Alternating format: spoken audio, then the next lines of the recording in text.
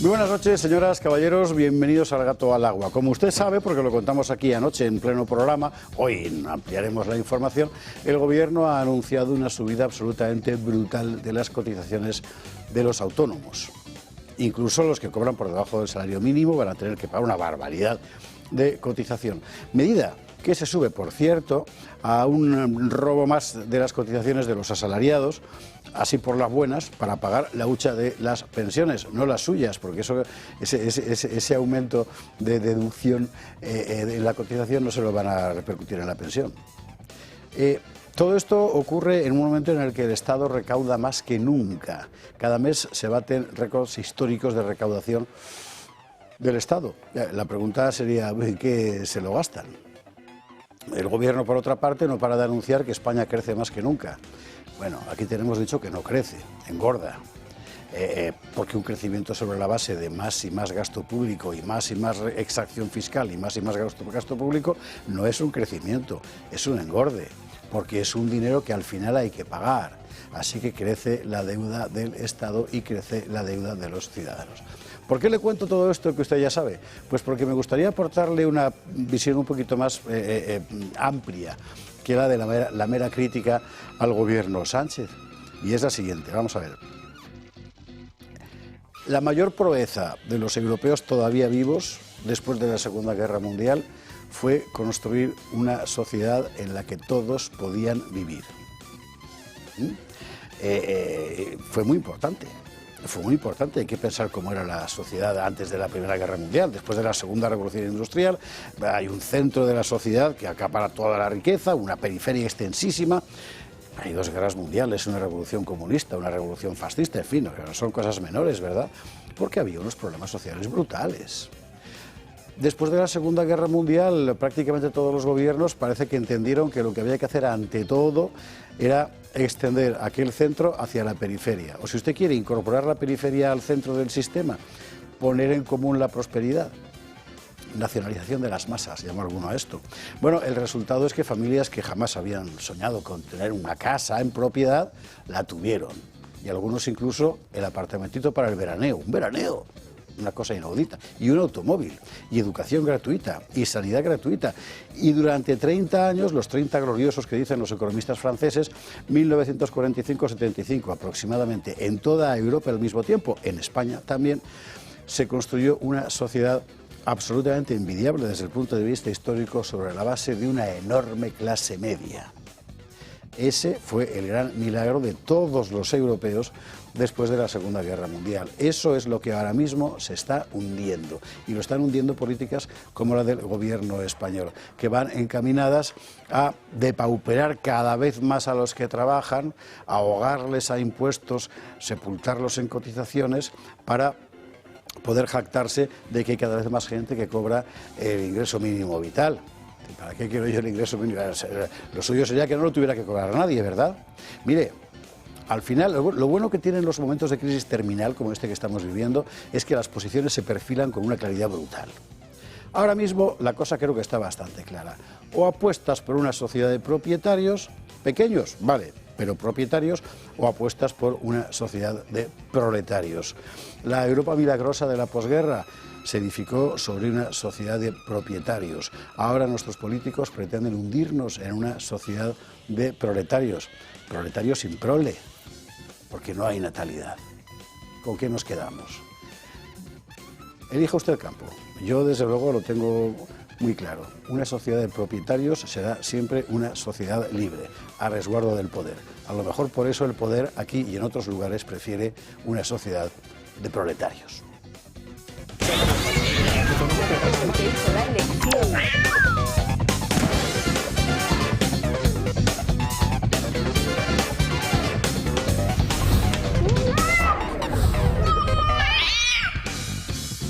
21:49, 20:49 en las Canarias, un montón de cosas que contar, así que vamos rápidamente, titulares.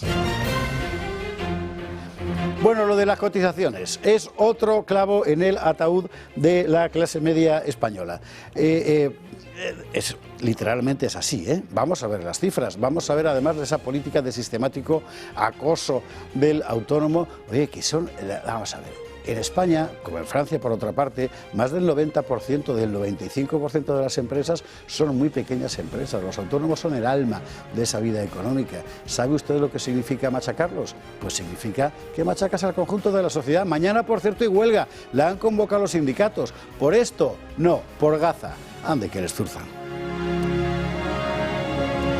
Bueno, atentos, que dice Pedro que él también ha cobrado en metálico. Y cuando han oído que Pedro lo decía, se ha ido rápidamente a pirar alegría y dice, yo también. Y no hay socialista ahora que no esté levantando la mano en cualquier parte donde alguien pueda verle para decir, yo también he recibido sobres. Bueno, vamos a ver. No sé si usted ha intentado pagar en metálico alguna cosa como una reparación cara de automóvil, por ejemplo. No se puede. Lo prohíbe la ley, Hacienda le persigue. ¿Cómo es posible que esta gente... Claro, Vox ha anunciado que va a pedir una fiscalización de los gastos del PSOE en el Congreso. Claro, están diciendo que están cobrando cantidades desmesuradas en metálico. ¿Pero por qué sale Pedro con esto ahora? ¿Para cubrir a Ábalos y a Koldo? No es su carácter. ¿No será que también él va a aparecer en esa lista de cobros? Bueno, se abre una perspectiva muy interesante. Y para tapar todo esto, lo que ha hecho el PSOE es una auténtica canallada, que es parapetarse en el asunto del aborto, tal cual. O sea, que había parapeto más sucio, pues no. Pero esta gente es capaz de eso y de mucho más. Han convertido el aborto ahora mismo en bandera y además van directamente a por los médicos objetores. Bueno, vamos a hablar del asunto. Vamos a hablar, claro. Es que hacen seguidismo de las polémicas que saca el gobierno. No, es que hay que contestar. Y hay que contestar por qué. Y hay que contestar por qué un gobierno que piensa que se aborte mucho como método anticonceptivo es bueno, es un gobierno criminal. Lo veremos. Bueno, rectificación importante del Partido Popular, que ha anunciado medidas contra la inmigración ilegal. Yo creo, luego le preguntaremos a Jorge Campos, pero hay un topo del PP en Vox. Si no, no tiene sentido. El PP tiene un topo en Vox que le pasa papeles. Y entonces va Feijóo y lo repite, pero esos papeles los han escrito... Claro. Bueno, mire, vamos a ver. Está toda Europa diciendo lo mismo. Es una evidencia. La inmigración ilegal se ha convertido, y no solo la ilegal, por cierto, en algo sencillamente que no se puede gestionar. Claro, ¿cuál es el problema? Que ya hemos visto a partidos del Grupo Popular, como la Democracia Cristiana Alemana, decir básicamente esto mismo que ha dicho Feijóo, y al día siguiente de llegar al poder decir, si te he visto no me acuerdo. Bueno, lo comentaremos. Y en Gaza, primer día después del acuerdo de paz, y lo que ha pasado era lo que ya aquí lo habíamos contado, hay que decir. Hamás intensifica la represión interior, porque Hamás no es Palestina, y Palestina no es solo Hamás. Hay muchos más palestinos. Palestina es una cosa mucho más complicada. Hamás es un grupo armado que se ha hecho con el poder sobre la base del terror, y ahora se está vengando de aquellos que pensaron que Hamás se marchaba. Bueno, es terrorífico y hay ejecuciones por la calle y, por supuesto, Hamás, como todo, lo filma, lo sube a sus móviles y lo reparte por ahí. En fin, esto es lo que hay, lo contaremos.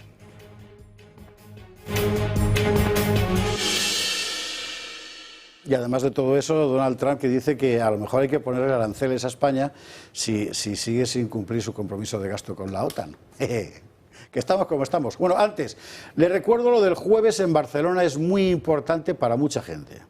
El jueves en Barcelona estamos Julio Ariza, Marcelo Gullo, Fernando Paz y este servidor de usted. ¿Para qué? Para hablar de hispanidad. Y qué mejor sitio que el lugar donde Colón informó a los reyes católicos de que había descubierto América. ¿Cómo ir? Hay que apuntarse, por supuesto, porque es que si no aquello se llena. De hecho ya está prácticamente lleno, pero todavía se puede entrar. Va a ser el jueves a las 7:30. Y el resto de las referencias, por favor, llame usted al 916162464 o escriba un mail, si prefiere, a clubdeamigos@clubdeamigos.org y pregúntelo para apuntarse. Y allí nos veremos en Barcelona todos en una larga sesión, no porque vayamos a hablar mucho, sino porque ustedes van a hablar todo lo que quieran, bueno, dentro de un orden, pero que allí estaremos para eso, fundamentalmente para charlar con ustedes. Barcelona y alrededores, este jueves a las 7:30. Hispanidad. ¿Y ahora con qué vamos? Mire, pues antes de empezar a despachar la actualidad cotidiana, quería ir a un sitio que usted sabe que aquí hemos cogido y prácticamente en exclusiva, porque como a nosotros no nos paga la industria farmacéutica, podemos hablar con libertad. Y es la revolución sanitaria descomunal que está cometiendo Robert Kennedy Jr. en los Estados Unidos de la mano de Donald Trump. Aquí hemos contado el asunto de las vacunas, la deformación informativa de la cosa del paracetamol en las embarazadas, etcétera, etcétera. La cosa va mucho más allá. Y mire usted por dónde acabamos de coger un reputadísimo médico español que viene de allá. Y como no siempre es fácil echarle el guante, don Francisco Kovacs, muy buenas noches. ¿Qué tal? Muy buenas noches. Encantado de estar aquí. ¿Has estado en Estados Unidos hasta hace, sí, como 3 semanas. ¿Y qué tal por allí? Bien. Ese ambientillo que se ve aquí en ciertos, sobre todo, canales de Telegram y de WhatsApp, etcétera, de revolución en el mundo sanitario, ¿es perceptible? La sanidad allí no es como la sanidad aquí, es una cosa menos... Es muy distinta, lo cual no significa necesariamente mejor, es distinta, ¿no? Y en general la vida en Estados Unidos está mucho más polarizada de lo que lo ha estado durante las últimas décadas. Y en el ámbito sanitario, por una parte, ha habido en los últimos años muchas iniciativas propuestas con la excusa de que claramente tienen que cambiar su sistema. Es decir, España se gasta aproximadamente entre el 9 y el 9,5% del Producto Interior Bruto en sanidad. Estados Unidos se gasta más del 18% de su Producto Interior Bruto en sanidad y nuestros indicadores sanitarios son mejores que los suyos. Claramente algo no funciona en términos de gestión y eficiencia. La industria sanitaria tiene algo que ver con esto, la judicialización de la sanidad también, y la mala organización también. Con lo cual, que tienen que cambiar cosas es evidente, ¿no? Luego, la percepción de muchos norteamericanos es que realmente no están bien cubiertos, incluso cuando lo están. Es decir, ahí démonos cuenta que, a diferencia de lo que sucede en España, donde los seguros sanitarios son sanitarios, sean públicos o privados, pero son sanitarios, en Estados Unidos los seguros sanitarios son seguros financieros de motivo sanitario. Es decir, en Estados Unidos uno no está cubierto por las enfermedades que pueda tener. Está cubierto hasta cierta cantidad habitualmente anual. Cantidad que para un programa sanitario excelente pues pueden ser 5 millones de dólares y un español pensaría con 5 millones de dólares en un año estoy cubierto de todo. Con los precios norteamericanos eso no es así. Y no es infrecuente ver personas que trabajan en grandes compañías con grandes sueldos, con una cobertura sanitaria que ofrece su empleador excelente, pero que si él o su esposa tienen un cáncer, en octubre se han acabado la cobertura, tienen que hipotecar su casa, en fin, están viviendo dramas personales importantes. O sea que es un problema de organización. En gran medida sí. Y luego la influencia de la industria sanitaria, pero eso no es distinto que aquí, pero es mucho más llamativa, ¿no? A eso iba a ir precisamente, porque uno de los temas que más ha llamado la atención es la guerra. Parece que ahora un poco apaciguada, pero en fin, que de Kennedy contra la industria farmacéutica. Guerra en la que finalmente las farmacéuticas han tenido que agachar un poco las orejas y que tiene que ver fundamentalmente con vacunaciones innecesarias. Digamos, más o menos la idea era la industria farmacéutica no está curando enfermedades, sino que está cronificando enfermedades para seguir vendiendo. O inventándolas. Vaya por delante que es evidente que la industria sanitaria ha hecho grandes cosas y sigue haciendo grandes cosas. Y cada cierto tiempo aparecen productos realmente revolucionarios que en su campo cambian el pronóstico de miles y cientos de miles de pacientes. Yo diría que el último o el más conocido en los últimos años de estos productos, los GLP-1, es decir, estos 2 fármacos que permiten que gente que estaba condenada a ser obesa toda la vida y a tener problemas cardíacos y demás, realmente les ha cambiado la vida, ¿no? Y esto yo creo que nadie puede objetar a que eso se desarrolle y que quien lo ha desarrollado gane dinero y tenga recursos para investigar más. Lo que pasa es que eso no es lo habitual. Aquí hay 2 fases. Una primera fase en la que se trata de saber si ese producto cuyos promotores están convencidos que es excelente, realmente sirve para algo o no. Y es una primera fase de evaluación puramente científica en la que se trata de evaluar si ese producto o esa tecnología realmente es eficaz, es efectiva, es segura, es coste efectiva, en qué caso está indicada, etc. Es una primera fase de evaluación. La segunda fase es de control de qué tal se aplica.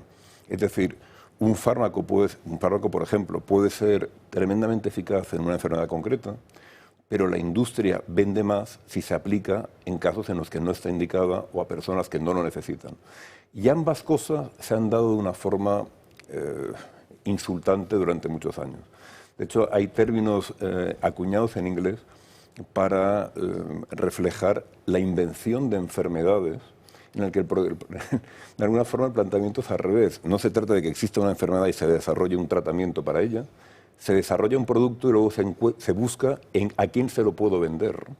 O puedo inventarme o puedo clasificar como enfermos a personas que no lo están.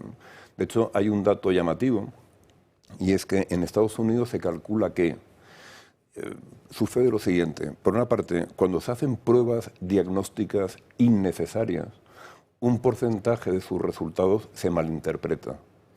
Esos resultados malinterpretados dan lugar a diagnósticos erróneos que inducen tratamientos innecesarios, pero que conllevan efectos secundarios. El cálculo hoy en día vigente es que el número de muertos cada año por los efectos secundarios de tratamientos que no tendrían que haberse sido prescritos en su caso, por el resultado mal interpretado de pruebas diagnósticas que no se tendrían que haber hecho, son entre 40 y 80.000 en Estados Unidos. Eso es una locura. O sea, no solamente se trata de reducir el gasto sanitario, sino de mejorar el gasto sanitario, es decir, mejorar la eficiencia del gasto sanitario. Se calcula que aproximadamente el 30% del gasto sanitario, que es muchísimo dinero, se destina a hacer cosas inútiles o perjudiciales para los pacientes. Eso no tiene sentido, ¿no? No es por meterte en un jardín, pero esa ratio que acabas de contarme de errores diagnósticos, etcétera, me recuerda tanto a las razones por las que parece haberse censurado toda la información sobre la vacuna del COVID en la Unión Europea. La verdad es que cuando uno ve el texto del contrato firmado entre la Unión Europea y Pfizer, no alienta ninguna confianza, ¿no? Es decir, con el tipo de cosas que la industria ya ha hecho y se le ha pillado con el carrito del helado, sin consecuencias después. Desde luego yo creo que la mejor forma de acabar con la suspicacia sería dar información transparente. A estas alturas nadie se va a engañar. Pero, por ejemplo, en el caso concreto de España, era sorprendente en aquella época en la que los médicos tenían que atender pacientes con bolsa de basura. Cuando Amancio Ortega ofreció traer mascarillas, se le negó la posibilidad de hacerlo. Visto a la luz de lo que hoy en día se sabe, la motivación de esa negativa... Claro, efectivamente. Sí. En fin, bueno, vamos a hablar de cosas que son específicas del doctor Kovacs, porque, bueno, usted, no sé si lo sabe, si es fiel de este programa lo habrá visto muchas veces, pero si no, se lo cuento yo. O sea, nadie sabe tratar los dolores de espalda, pero dolores de verdad. O sea, no es que tenemos todos a levantarnos a partir de los 40, no, dolores de verdad, como él. Muchas gracias. Yo creo que muchos médicos intentamos estar al día en ese campo y la investigación es el mejor campo. Empezasteis en Palma de Mallorca hace ya sus años. Bueno, de hecho, en los años en los que existió la Fundación Kovacs, representamos, de acuerdo con un estudio independiente del Servicio de Epidemiología del Hospital Sant Pau de Barcelona, el 90,5% de la investigación médica española en este campo, ¿no? Y todavía hoy en día, en términos de publicaciones científicas internacionales en el ámbito hispanoamericano, o sea, en el mundo hispanoparlante, seguimos liderando, ¿no? ¿Qué es la neuroreflejoterapia?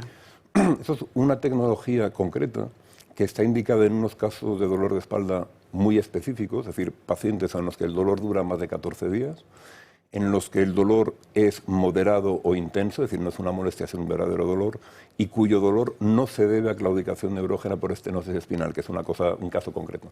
En todos los demás... Repíteme, claudicación, ¿qué? En los casos en los que el conducto por el que discurre la médula, o sea, en la raíz nerviosa se estrecha, ¿sí? Si el hueso llega a comprimir... eso debe doler una barbaridad. Duele mucho y ahí hay tratamiento, esencialmente quirúrgico, y en ese caso la intervención neuroreflejoterápica no está indicada. En los demás, sí. Entonces, la diferencia es que esa tecnología, justamente por no haber sido desarrollada por la industria, sino por una entidad sin ánimo de lucro, se sometió a todo tipo de evaluaciones rigurosas y repetidas antes de aplicarse clínicamente. De esta forma, cuando se aplicó, se sabía en quién estaba indicada, en quién iba a ser eficaz, etc. Entonces, se aplicó, demostró ser muy eficaz, demostró ahorrar recursos públicos de una forma importante. De hecho, cada año las consejerías de sanidad de las comunidades autónomas en las que se aplicaba, en su servicio de salud, publicaban anualmente un impacto en el sentido de cuántos pacientes hemos atendido, con qué resultados y cuánto ahorro neto han supuesto en reducción de cirugía, consumo de fármacos, etcétera. Hasta que Francina Armengol acabó con ello. Ah, muy bien, vaya por Dios. Sí. Después de 12 años, esto se aplicó durante 12 años en el caso concreto de Baleares y demostró obtener resultados muy positivos en pacientes que previamente carecían de tratamiento satisfactorio y generó en ese tiempo un ahorro neto estimado por la propia consejería en aproximadamente 64 millones de euros en 12 años. Pero cuando Francina Armengol, y sinceramente no creo que sea algo político, es decir, previamente había habido gobiernos socialistas, había habido gobiernos de todos los partidos del espectro, ¿no? Había estado el PP por una parte y todos los demás en otro gobierno, no existía Vox en aquel tiempo.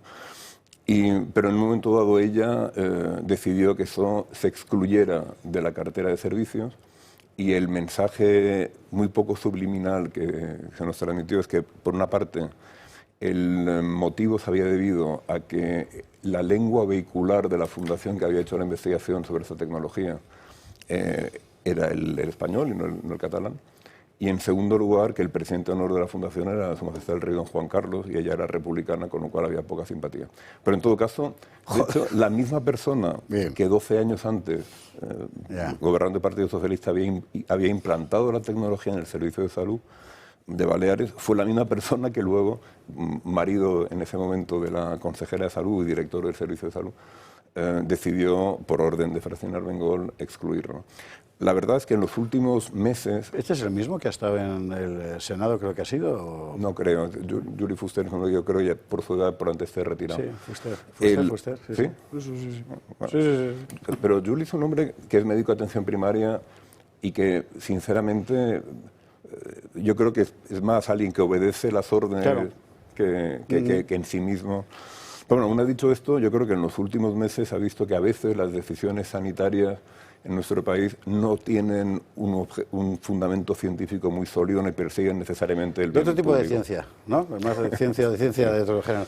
Pasa que en sanidad eso no debería suceder. Y Codo llamándole cariño, madre mía. Bueno, ya que estamos, ¿cómo es la espalda de Juan Carlos de Borbón?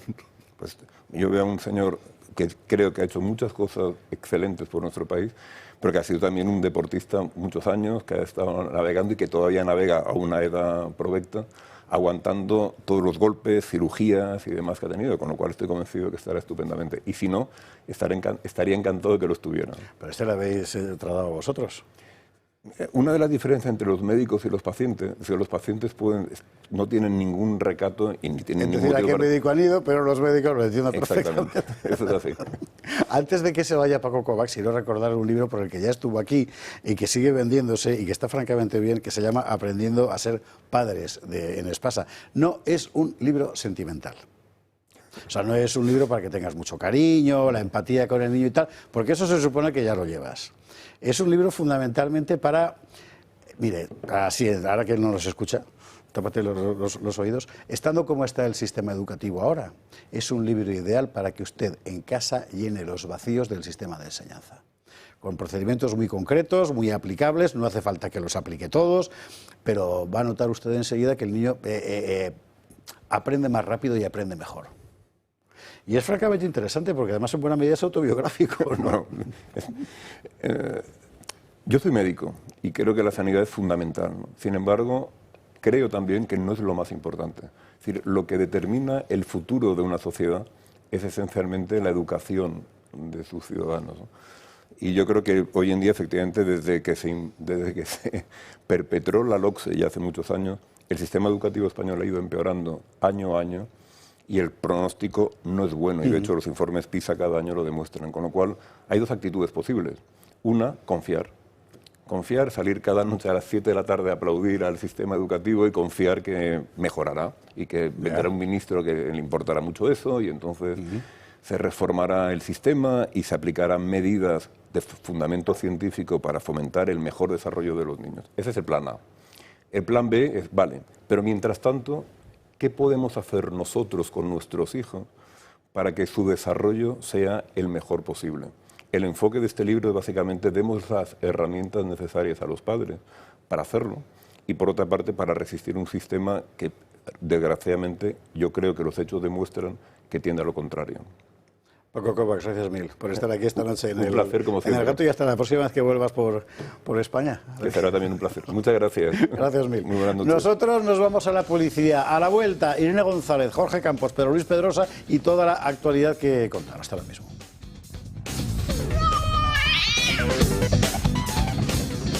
22:15, 21:15 en Canarias. Se incorporan a la mesa los contertulios de esta noche. Don Pedro Luis Pedrosa, ¿cómo estás? ¿Qué tal, José Javier? Buenas noches. El Nobel de Corina, no hemos hablado, por cierto, de tuyo del Nobel de Corina. No hemos hablado. Yo, de hecho, en buena medida agradezco que no me haya tocado. Porque, a ver, el premio Nobel, ¿qué premia? ¿Las intenciones o los logros? En primer lugar. Es verdad, el premio Nobel siempre premia las intenciones de los buenos y los logros de los malos. Es una cosa llamativa. Entonces, yo no voy a romper lanzas en contra de la señora Machado, que tengo, con quien por mucho tiempo no me metí, y en contra de quien podría decir muchas cosas, sobre todo sobre las ideologías disolventes, esas que tanto atacamos desde acá.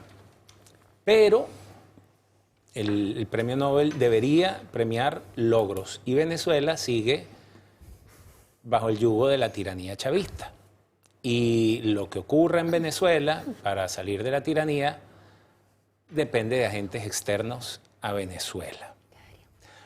Además, lo que sí es absolutamente repulsivo es toda la reacción de la izquierda en torno al otorgamiento del premio Nobel. Sí, Y en particular, porque llevo 2 días revisando Twitter y estoy que me tomo un primperán y una cuestión para evitar los vómitos. En particular de la izquierda mexicana. O sea, yo no sé qué mosca le picó a los mexicanos a comparar a Claudia Sheinbaum con María Corina. Es una locura, pero la esquizofrenia, empezando por el excoleta ¿cómo se llama? El insignificante el que era el marido, ahorita lo vamos, el marido de Irene. El de la espalda encorvada, Pablo Iglesias. Ese mismo, Pablo Iglesias Turión. Pero todos se volvieron locos, desquiciados. Que si quién ha pedido primero, María Corina no ha pedido intervención, cosa que muchos venezolanos le recriminamos, por cierto. Ella no es la que ha pedido una intervención militar, pero intervención pidió Charles de Gaulle, por poner un ejemplo. Don Pedro, bienvenido, buenas noches. Doña Irene González, ¿qué tal? Buenas noches, pues estoy bastante escandalizada con el plan no plan anti-inmigración. Te he leído en redes que estabas encantadísima como Feijóo y diciendo por fin ha visto la luz. No ha visto la luz, ha visto un lejano reflejo. Se han puesto a copiar y han copiado mal lo que llevamos diciendo mucho tiempo. Y bueno, ahora entraremos en detalle, pero creo que es muy importante clarificar qué es lo que él ha propuesto, que es un coladero, que es mentira y que solamente nos va a llevar a una situación de agravamiento de la inmigración y, por supuesto, quien no tiene ningún tipo de credibilidad y que quiere poner un pequeño parche en la avalancha migratoria que ya sufre España. Interesante. Bueno, luego hablaremos con detalle del asunto. La verdad es que Feijóo ha dicho lo que la mayor parte de sus votantes quiere oír, pero lo ha dicho de tal forma que al final no va a hacer lo que la mayor parte de sus votantes quiere que haga. Básicamente el truco consiste en eso, ¿no? Y en eso Génova tiene una destreza importante. Bueno, es que el truco es el siguiente. Él, por supuesto, va a representar el papel de Merz en Alemania, que durante la campaña electoral se puso un poco más duro en temas migratorios, y al día siguiente de haber ganado las elecciones dijo, yo voy a echar a ningún inmigrante. O sea, al día siguiente de ganar las elecciones hizo una enmienda a la totalidad de toda la campaña que hizo. Pero es que hay otro asunto, creo que es más importante, que él lo que está intentando hacer es, bueno, es que hay unos que niegan todo el problema y hay otros que, bueno, que no dan soluciones y es un trazo gordo. Yo, que soy un centrista, soy racional, soy un moderado, vengo realmente a dar la solución.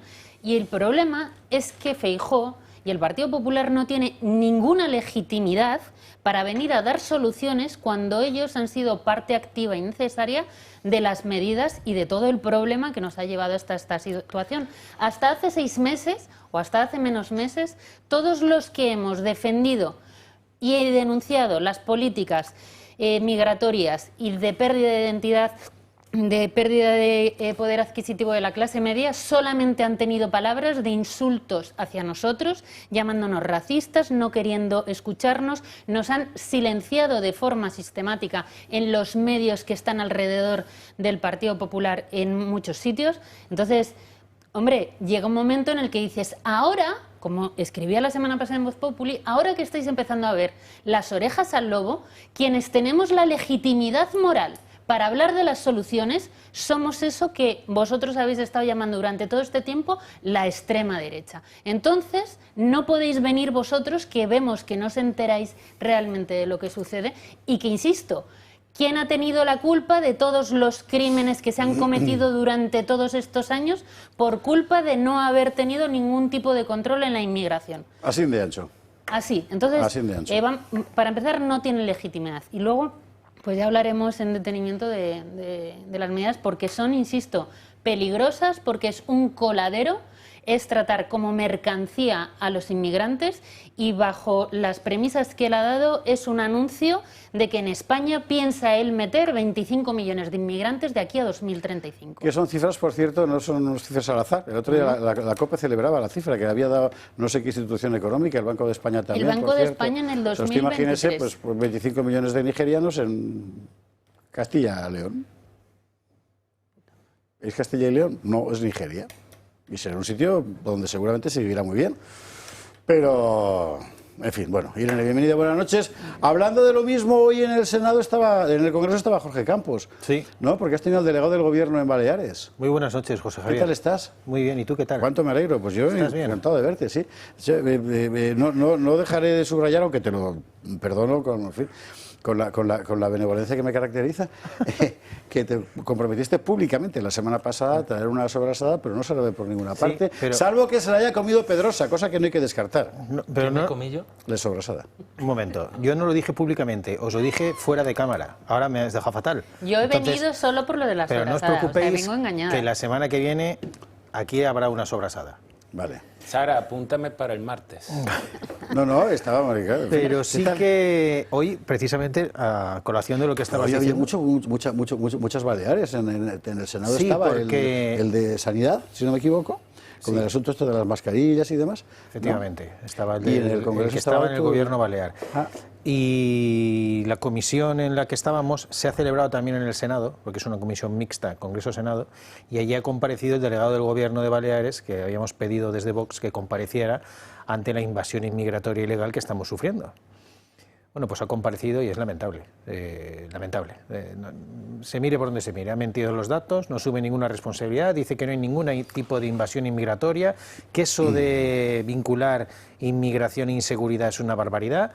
Bueno, y de hecho la diputada socialista que ha intervenido después que yo acabara me ha llamado bárbaro directamente, con lo cual, pues eso que decía muy bien Irene hace un momentín, que hasta hace nada y ahora actualmente los que denunciamos la realidad de lo que está pasando, que es una invasión inmigratoria en toda regla y que eso conlleva unos índices de inseguridad que no hay quien lo soporte y que está creando miedo a los españoles en su día a día, pues denunciar esto te conviertes en un bárbaro, cuando los bárbaros son los que están llegando de forma ilegal a nuestro país.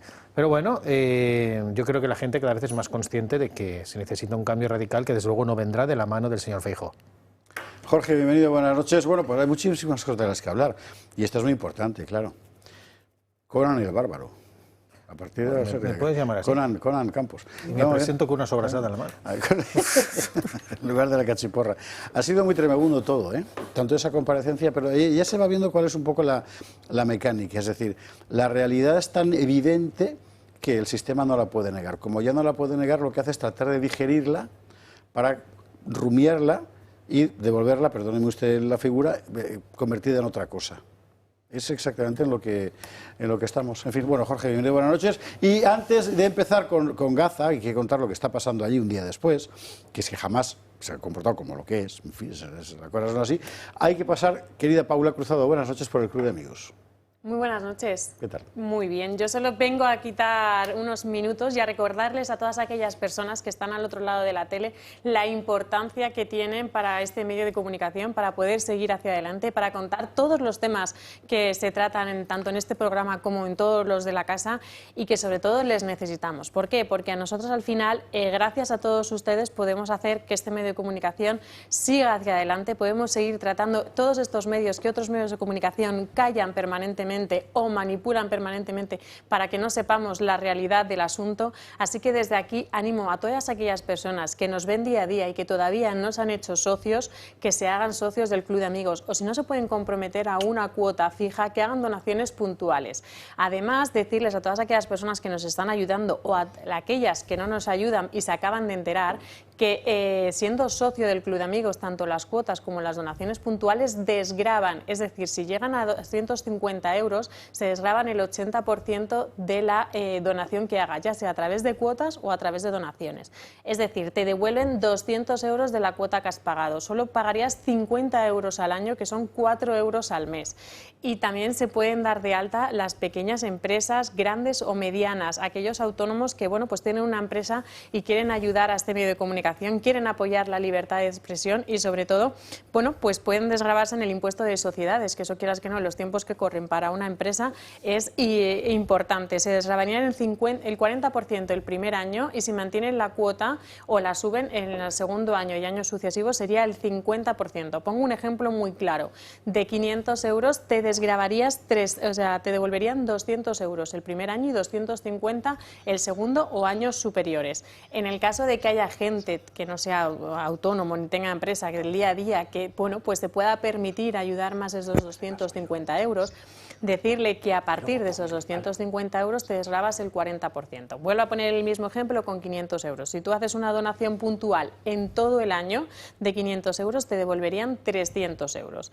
Lo hemos empezado a decir ahora porque tienen de tiempo hasta el 31 de diciembre. Hay muchas veces que, bueno, pues la economía familiar pues no te permite hacerlo de golpe, pues a lo largo de octubre, noviembre y diciembre pues puedes aportar esa cuota, o la gente que está haciendo una cuota anual y no llega a ese importe, pues puede hacer esas donaciones puntuales para llegar a ese importe de 250 euros y así puedes desgravar el 80%. Y antes de irme, quiero recordar que mañana comienza el ciclo de Fernando Paz. Como excepción será un miércoles. En esta ocasión comienza mañana, día 15, a las 7 de la tarde. ¿Y de qué va a hablar? Va a hablar de la religión, la base de la civilización, los primeros dioses y el Antiguo Testamento. Recordaros que es un ciclo pues que durará 10 sesiones, serán todos los jueves, pero como excepción empezará mañana miércoles porque, como ha dicho antes José Javier Esparza, al día siguiente, al jueves, estará en Barcelona hablando de la hispanidad. Recordar que el evento que ha dicho antes Esparza, el día 16, el jueves 16, que estaremos en Barcelona, es un encuentro único, con plazas muy limitadas, ya van quedando muy poquitas plazas, así que a todas aquellas personas que no ya se hayan enterado, que nos llamen ya, o si quieren reservar para más amigos, que lo hagan ya, porque de verdad que quedan muy poquitas plazas. Luego tendremos un cóctel en el que le celebraremos la hispanidad. Paula Cruzado, muchísimas gracias. Gracias a vosotros. Nos volvemos siempre a ver el jueves en Barcelona. Eso es. ¿Vale? Gracias. Muy bien. Y usted también, si quiere ver a Paula, pues ella estará. Sí, estarás ahí en Barcelona. Eso es, sí. Y además importantísimo, que se hagan socios, que nos ayuden hasta casado. Esparza. Pues efectivamente, porque este es nuestro banderín de enganche. Oiga. Bueno, empezamos con la actualidad. Vamos al asunto de Gaza, a ver qué había pasado después. Claro, se firmó el acuerdo. Vale. ¿Y ahora qué?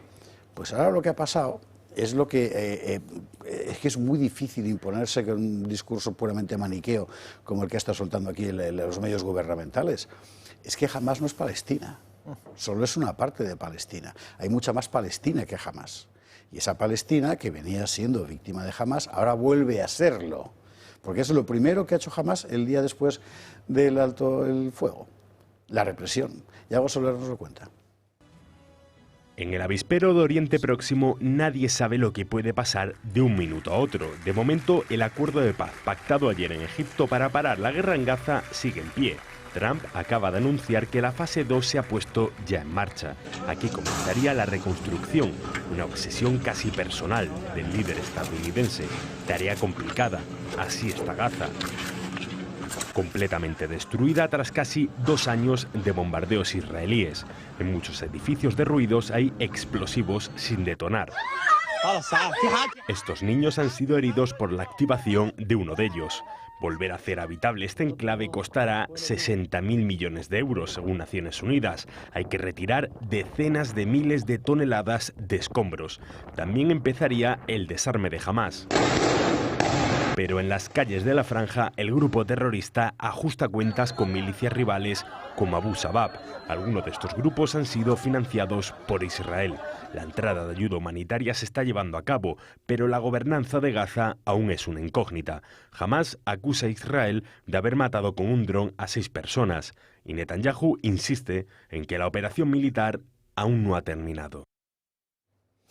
Bueno, esto es la realidad. Usted sabe que durante todo este tiempo nosotros hemos estado diferenciando, incluso en momentos concretos del programa, ¿verdad? Por una parte, lo que de verdad pasa en Oriente Próximo y, por otro lado, la movida nacional. Lo que de verdad pasa en Oriente Próximo es esa guerra atroz, sin ninguna duda, y lo que pasa en la movida nacional es Free Palestine y la señora de la rubia de la flotilla de los amigos de Jorge Campos, sí, y toda la payasada gigantesca que fundamentalmente ha servido para tener en forma a las masas de la extrema izquierda para cuando gane el PP pasar y descender la calle. O sea, son dos cosas enteramente distintas. En Gaza, ¿qué es lo que ha amanecido ahora? Ciertamente no Álvarez, vestido de Napoleón. No. La realidad del mundo palestino, que es una sociedad enteramente tribal. Muchas de esas tribus han estado ya sea sometidas, ya sea aniquiladas, ya sea sojuzgadas por Hamás. Cuando han visto que Hamás perdía, ¿qué han hecho? Volver a ocupar la calle, claro. ¿Y ahora Hamás qué hace? Cargárselas. Es que el problema de Palestina es ese. Yo, en fin, siento decepcionar tantos corazones seguramente bien intencionados, pero si el problema fundamental de la cuestión palestina es que no hay una cuestión palestina. Si no, todo sería mucho más sencillo, pero no lo ha sido jamás. Y ahora estamos con eso. Bueno, y luego en la parte de aquí teniendo sus consecuencias, claro, que es lo que le ha dicho Donald Trump a Pedro Sánchez, así. So I think what they did is not nice. No estoy contento con España. Obtiene protección de la OTAN, pese a que se niega a aumentar la inversión. Ellos van a recibir esa inversión. Creo que es algo muy feo, es una falta de respeto. Lo que España hizo con el presupuesto de defensa no está bien. Quizás les castigue con el comercio a través de aranceles. Pero que no será que porque no te lo habían dicho, Pedro. Claro. En fin.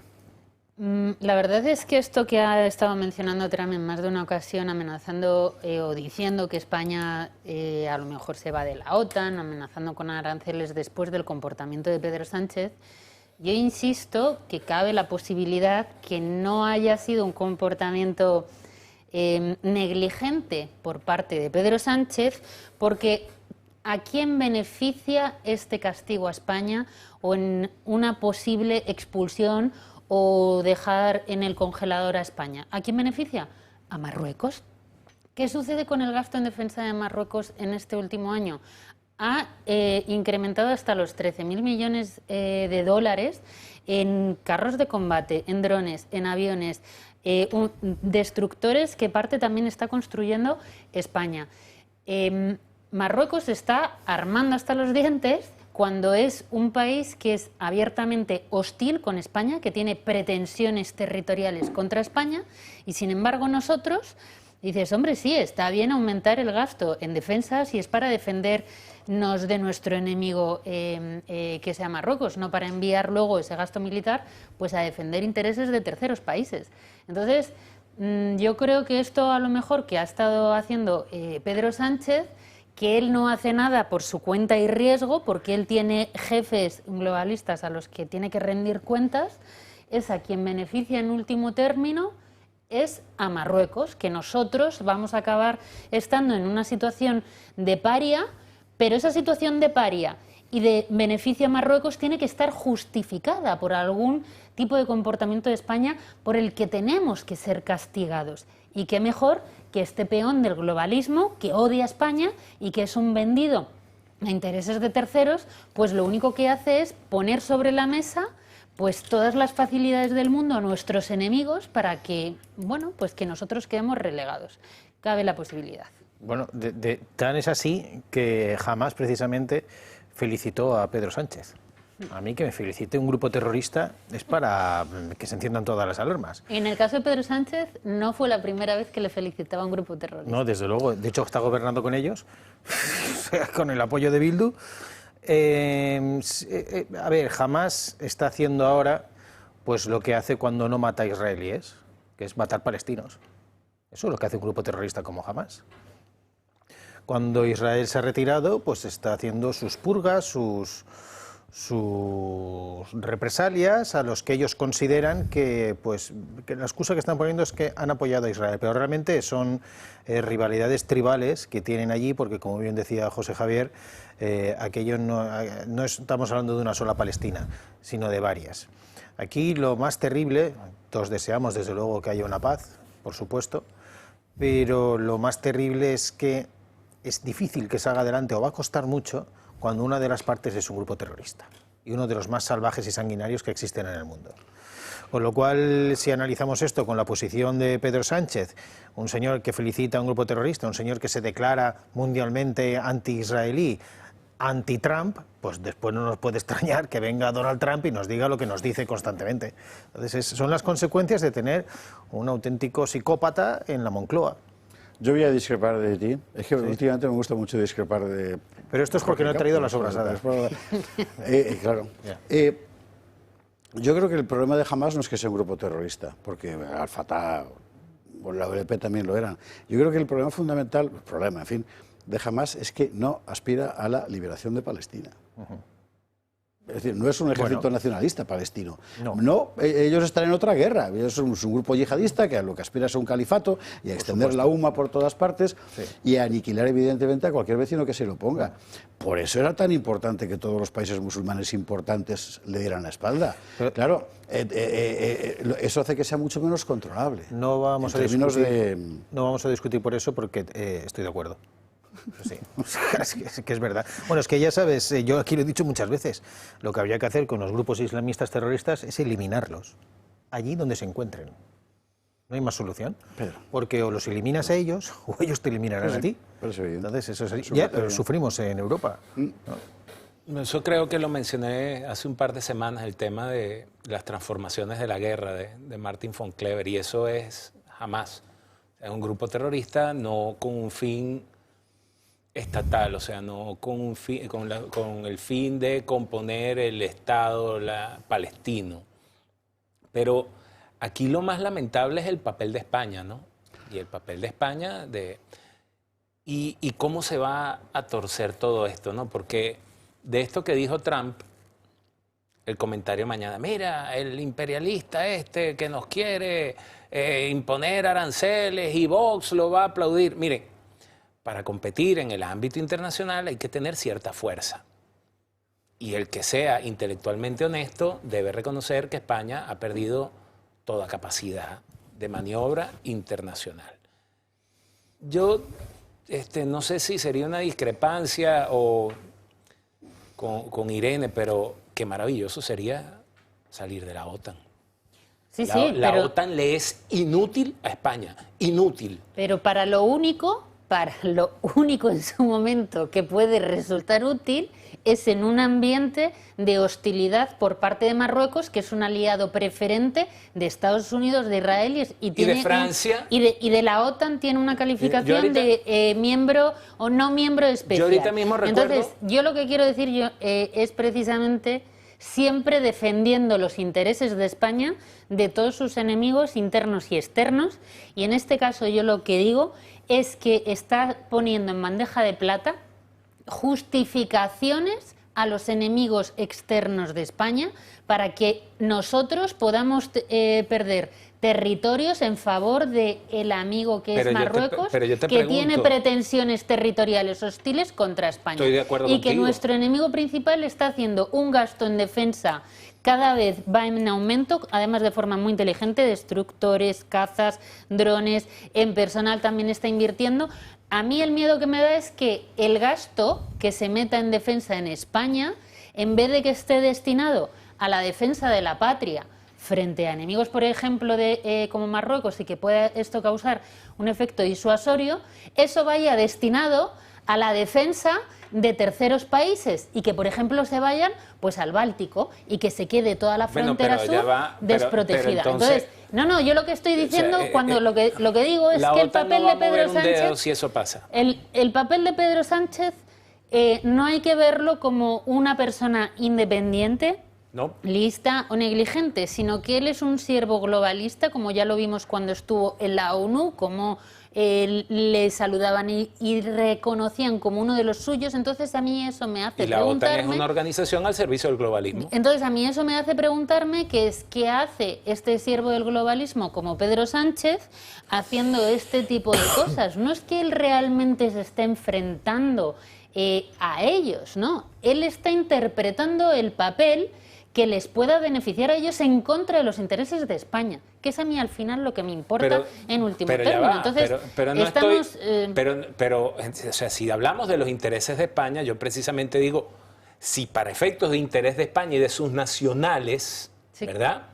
Es lo que queremos, pues probablemente la OTAN no sea lo mejor, porque no van a mover un dedo por Ceuta, ni por Melilla, ni por Canarias tampoco. Y probablemente una Fuerza Armada española que de repente no necesita llegar al 5% del gasto, sino que con el 4%, porque aquí hay una industria militar importante. O sea, estoy especulando con el número.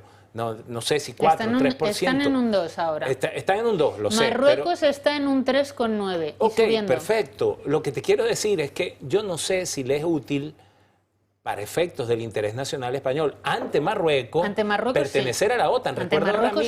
Recuerdo ahora mismo que 2 días antes del atentado de 11M hubo un ejercicio de la OTAN en Madrid, antiterrorista. Es para que te explote la cabeza. No, mira, Pedro, es cierto que se suele decir es malo ser enemigo de la OTAN, pero también es peligroso ser amigo. Hay gente que dice esas cosas.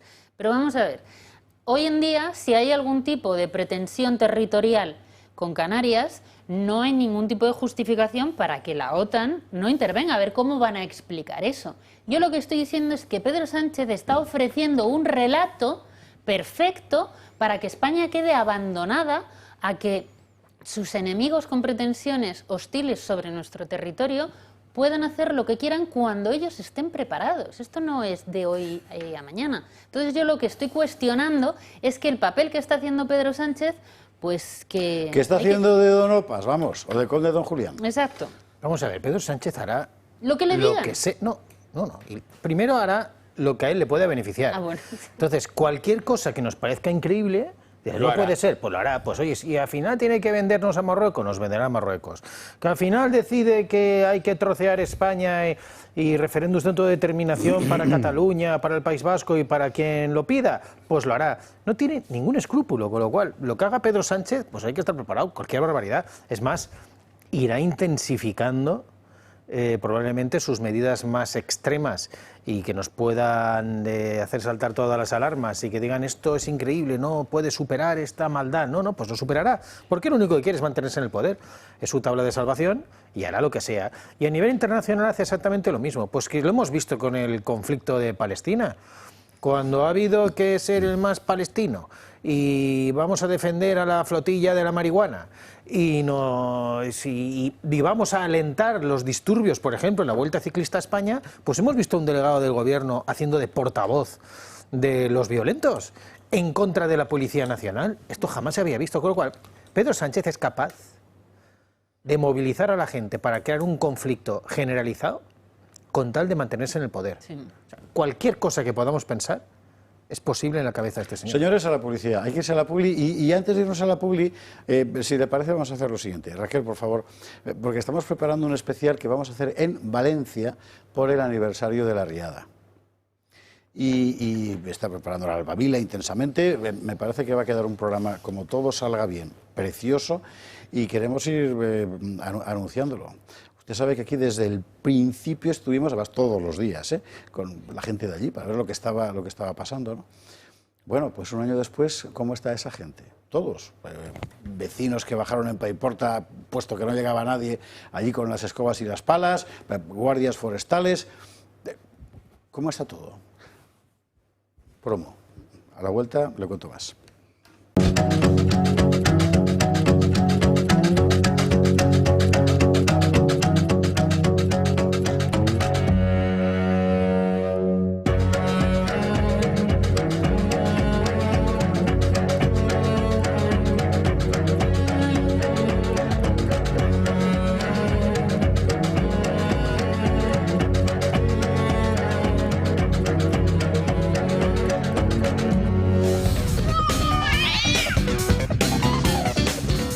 ...22:50, 21:50 en Canarias... ...y vamos a empezar la crónica de este puerto de rebatacapas y patio de Monipodio que es España. Empezando por el gigantesco atraco que planea el gobierno a los autónomos. Recuerde usted que hace unos pocos días se anunciaba una nueva sustracción en las nóminas de todos los asalariados para la hucha de la seguridad social. Un impuesto solidario, vamos, que por supuesto no va a repercutir luego en su jubilación. Bueno, lo de ayer que contábamos aquí en directo, según saltaba la noticia, es literalmente un atraco a mano armada y una de las mayores injusticias que se puede cometer. O sea, es que gente que está cobrando por debajo del salario mínimo le van a subir la cotización un 200%. Es una locura. De autónomos hablamos. Ya de entrada le digo, para que le resulte un poco más llevadero el trago, que es difícil que esto salga porque parece ser que no solo PP y por supuesto Vox, sino que también el Junts y el PNV dicen que por aquí no pasan. Pero esto es un atraco a mano... Bueno, y Junts ya está haciendo Jorge Campos gestos, es verdad. Si a Junts le prometen que esto se va a aplicar a todos, menos a los catalanes, dirán que sí. Por supuesto. Porque ellos son así. Pero en principio eso sería... Pero es que creo que Sumar también se ha mostrado contrario. Vamos a ver de qué se trata para que ustedes sepan qué atenerse y para salir a la calle. Les recuerdo que mañana hay huelga general convocada por los sindicatos. ¿Por qué? Por Gaza. Ay, come gambas, de verdad. Bueno, la información. Si alguno de ustedes es un autónomo, atención porque esta medida les va a afectar. El Gobierno es ya un experto en subir impuestos y ahora el Ministerio de Inclusión, Seguridad Social y Migraciones ha propuesto una nueva subida. De cara al año 2026, quienes ingresen menos de 670 euros mensuales deberán pagar 217 euros, 769 en el caso de los que ingresen 6.000 euros o más al mes. Y esto no es todo porque los siguientes años también van a llegar con más subidas.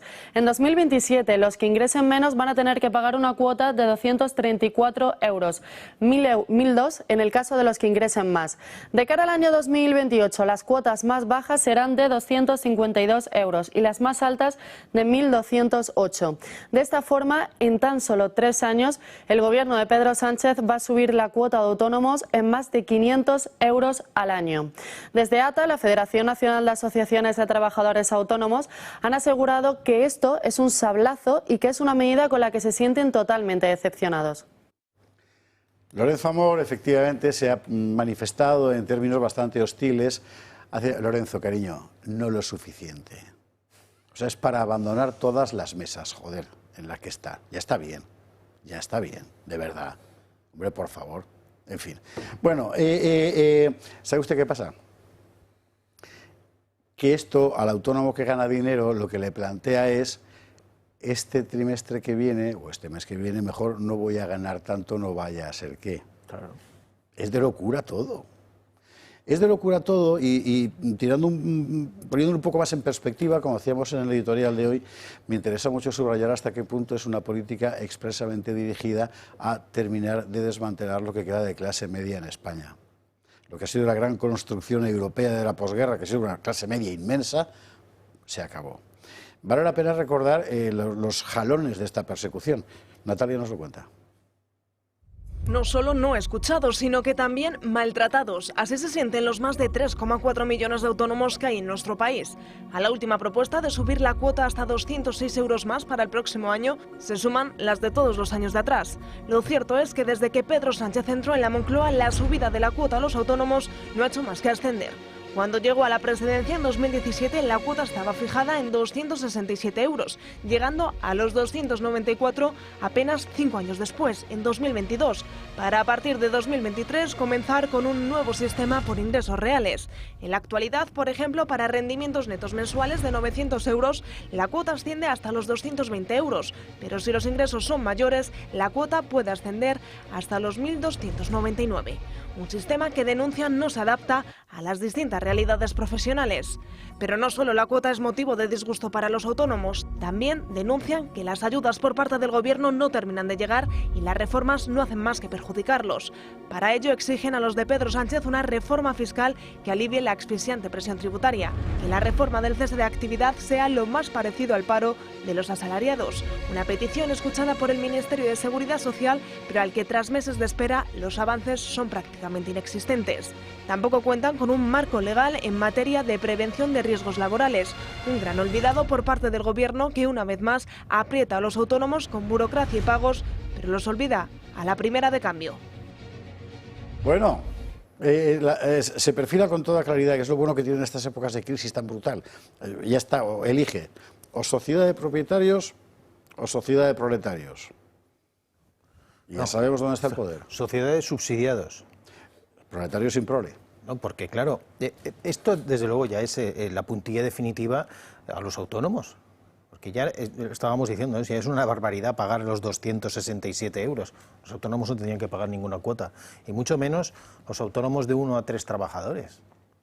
Porque creo que lo decía Ata, no estoy seguro, que aquí, claro, se legisla como si estuviéramos creando empleo a un ritmo brutal.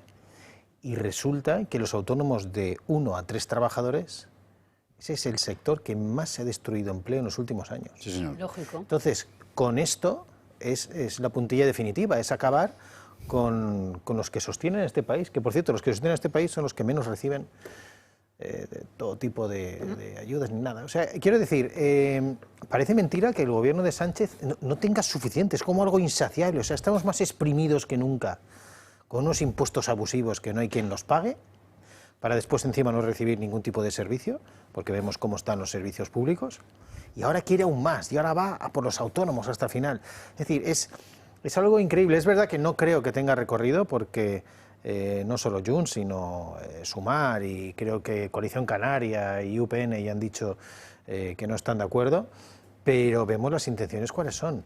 Y no va a parar este gobierno hasta finalmente destruir todo lo que genera riqueza, porque este gobierno lo que nos quiere es pobres, nos quiere pobres, que recibamos las ayudas y que esa ayudita de 400 euros puedas vivir con ella, eso es lo que quiere, porque de esa forma nos tienen a todos mucho más controlados. Eso es lo que ha aplicado el comunismo, como tú muy bien sabrás, en Sudamérica a lo largo de los años, y esto es lo que quieren, destruir todo el tejido comercial, industrial, ese que forman los autónomos, para tenerlos a todos muchos más pobres. Eso es lo que hace el socialismo en todo el mundo, generar miseria, y estamos en un gobierno de miserables que lo que generan es miseria. Mira, lo que cualquier persona, cualquier autónomo que se ponga a mirar lo que tiene que pagar de cuota por haber generado prácticamente nada, lo primero que quiere hacer es llamar a la policía para decir que por favor vayan, que hay unas personas que le están robando. Lo que ha estado haciendo Hacienda, la Seguridad Social, lo que se está aprobando en el Consejo de Ministros, es que ya no solo en la época de Pedro Sánchez, es que Pedro Sánchez llega en un momento de una presión fiscal casi insoportable. Lo que ha pasado en estos años ya es el expolio y la ruina total y absoluta. Es para que vaya la policía y la Guardia Civil a decir basta ya este expolio absoluto que están teniendo con la destrucción de la clase media, que es algo totalmente planificado. Al final vemos que estos partidos que dices que se van a oponer, solo hay un motivo por el que se opongan en esta ocasión, y es que ven que puede haber elecciones generales y elecciones autonómicas dentro de no mucho. Pero todas las subidas previas las han apoyado porque participan en el expolio de los españoles. Y ya para terminar, claro, es que hay que pagar servicios públicos, ayudas, ahora quieren hacer vivienda, ¿y quién se va a beneficiar de todos esos servicios? El español de clase media solo está para pagar, y ahora los servicios van a ir para la clase inmigrante, que tiene un poder adquisitivo mucho menor, que para eso precisamente vienen. Con lo cual, no es que tú estés pagando unos mayores impuestos porque hay unos servicios o una mejora de los servicios. Es que ahora estás pagando para los servicios de la inmigración masiva que llega de países del tercer mundo, que van a tener derecho a subsidios, ayudas, a viviendas, a todo. Entonces, la injusticia es inmoral, inmoral hasta unas cotas que son, de verdad, para no permitir que esto vaya. Muy bien que Abascal ni siquiera se sentase en la tribuna de autoridades el otro día. ¿Autoridades de qué? ¿Del expolio? ¿Qué es esto? Bueno, ya creo que más adelante toca el tema de inmigración, pero yo creo que aquí hay una falla de lado y lado, ¿no? Porque de todo lo que yo he preguntado aquí, el concepto de autónomo es bastante mediocre, ¿no? Porque ¿qué es un autónomo? No, es un trabajador por cuenta ajena, por cuenta propia. No, vale, mira, un autónomo es una persona que no quiere nada de nadie, que es autónomo. Entonces, ¿verdad? Es autónomo, es autónomo. Entonces, si yo, Diosito, por favor, si yo gano 20.000 euros mensuales, no me da la gana de cotizar. Yo me hago un plan de pensiones privado, yo me hago un plan de salud privado y aportaré lo mínimo indispensable como autónomo, que debería ser una tarifa mínima y plana. ¿Por qué? Porque yo quiero ser autónomo, yo quiero generar ingresos para mí y para mantenerme, pero no, aquí yo llegando 200 euros de autónomo, factures o no factures, es una locura. Entonces el autónomo tiene que cambiar la mentalidad de que es algo más que un trabajador por cuenta propia. Si quien no quiere ser autónomo, tiene que en efecto ser autónomo y decirle al Estado: de ti no quiero nada más que lo que sea estrictamente necesario. Mucho menos cuando uno llega a pagar una cuota de 380 euros, y eso ya fue hace 2 años, y entonces vas a la sanidad y te dice: mire, que me duelen las rodillas, ok, la radiografía de las rodillas para dentro de 6 meses. No, está bien, de repente llego paralítico y ya no me hacen la radiografía, sino que me amputan de una vez. No sé. Pero entonces, si funciona así, lo primero que tienen que, los 3 millones y pico de autónomos, oigan, mira, ¿saben qué? Es que yo de verdad quiero ser autónomo.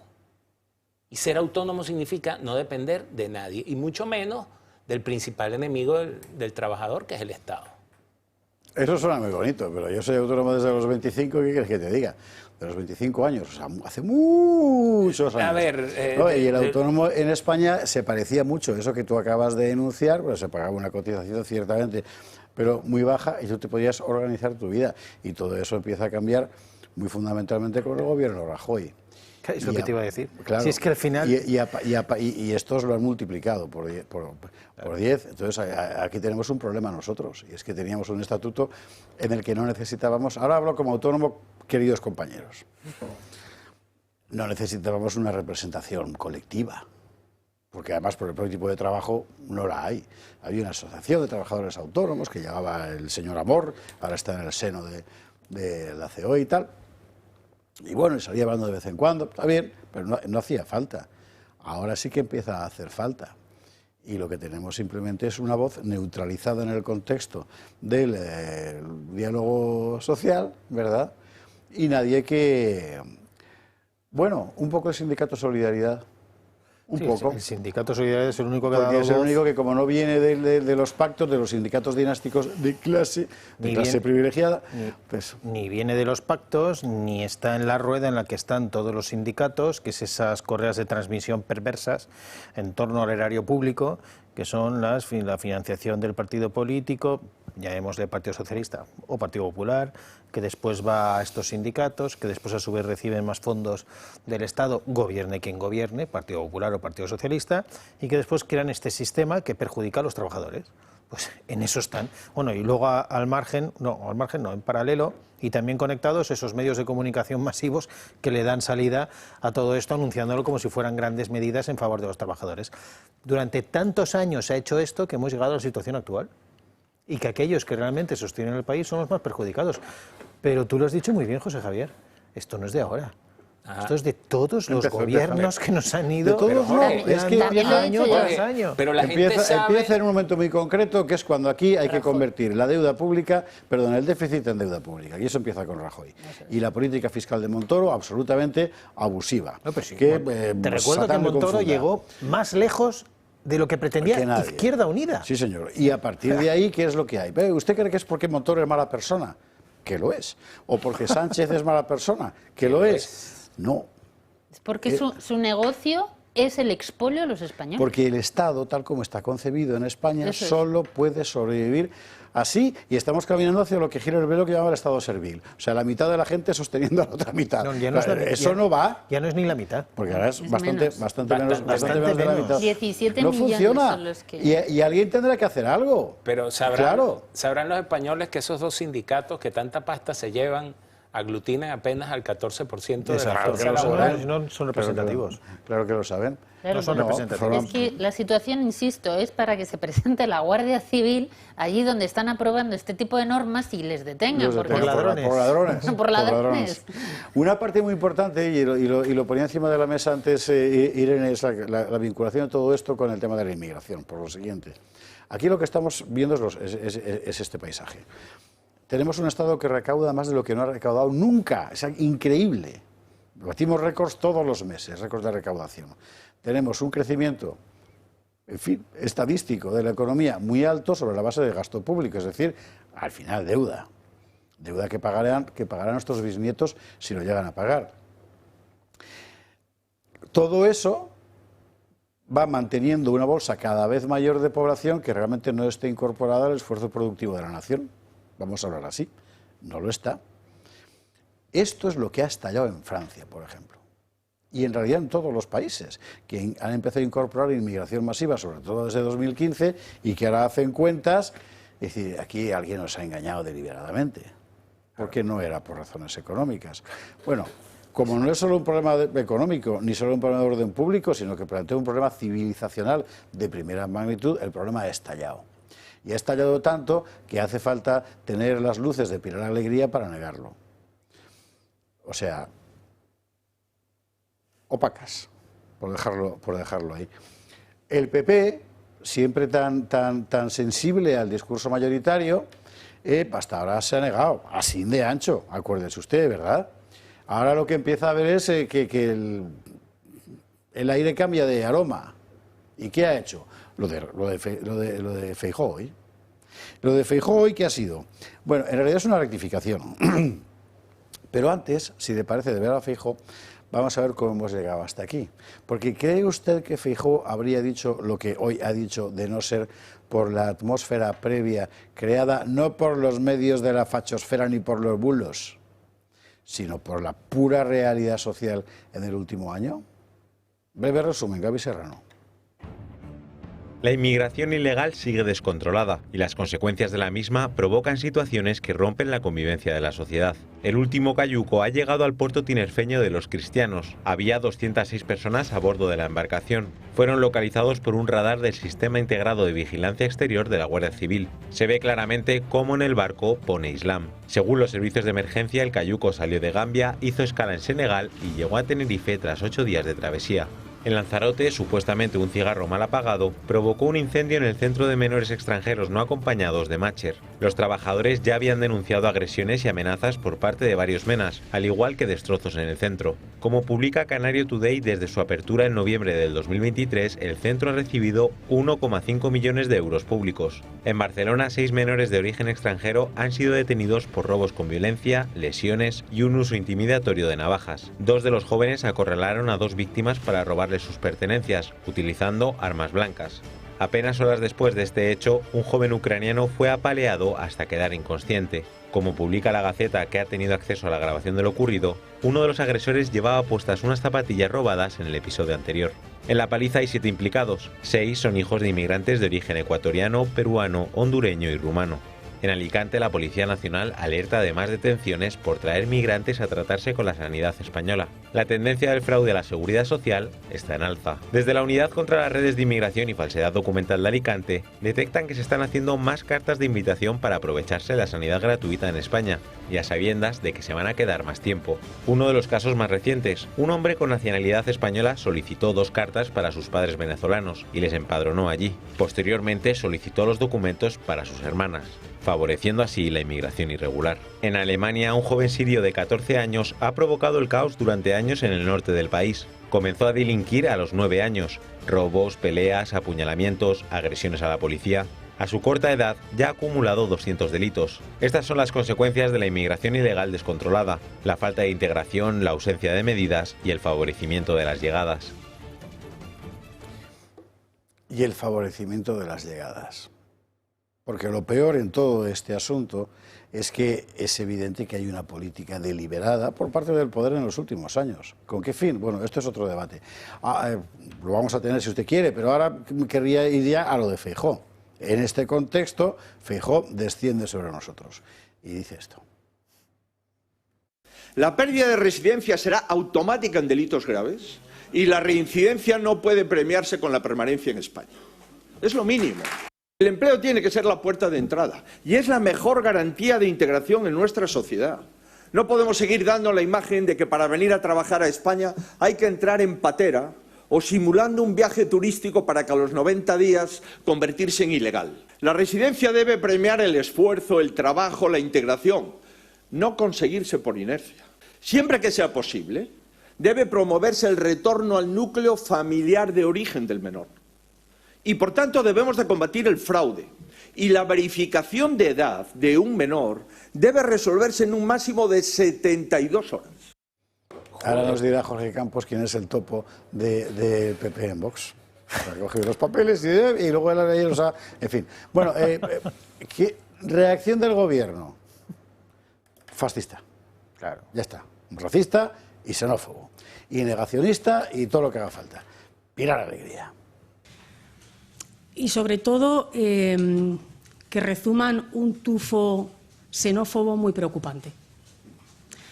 Primero, porque cuando una escucha hablar de esa manera sobre la inmigración al líder del principal partido de la oposición, al señor Feijóo, lo primero que hay que decirle y explicarle es que se olvida en el país que vivimos y que se olvida de la historia de nuestro país. ¿Acaso nuestros padres y sobre todo nuestros abuelos, muchos de ellos no tuvieron que salir de nuestro país para labrarse un futuro mejor para ellos y para sus familias? Está muy bien que recuerde esto, Pilar Alegría, porque efectivamente salieron y volvieron. Claro. Salieron, trabajaron, gente decente, gente seria, y volvieron. Y no quemaban albergues, ni violaban niñas. Claro. En fin, por cierto, vamos a ver. Pilar Alegría es que le pega unas patadas a la lengua española. ¿Cómo va a rezumar un tufo? Es como lo del otro día que picaba más que la mojama, dijo. La mojama, sí. O sea, la mojama no pica leche.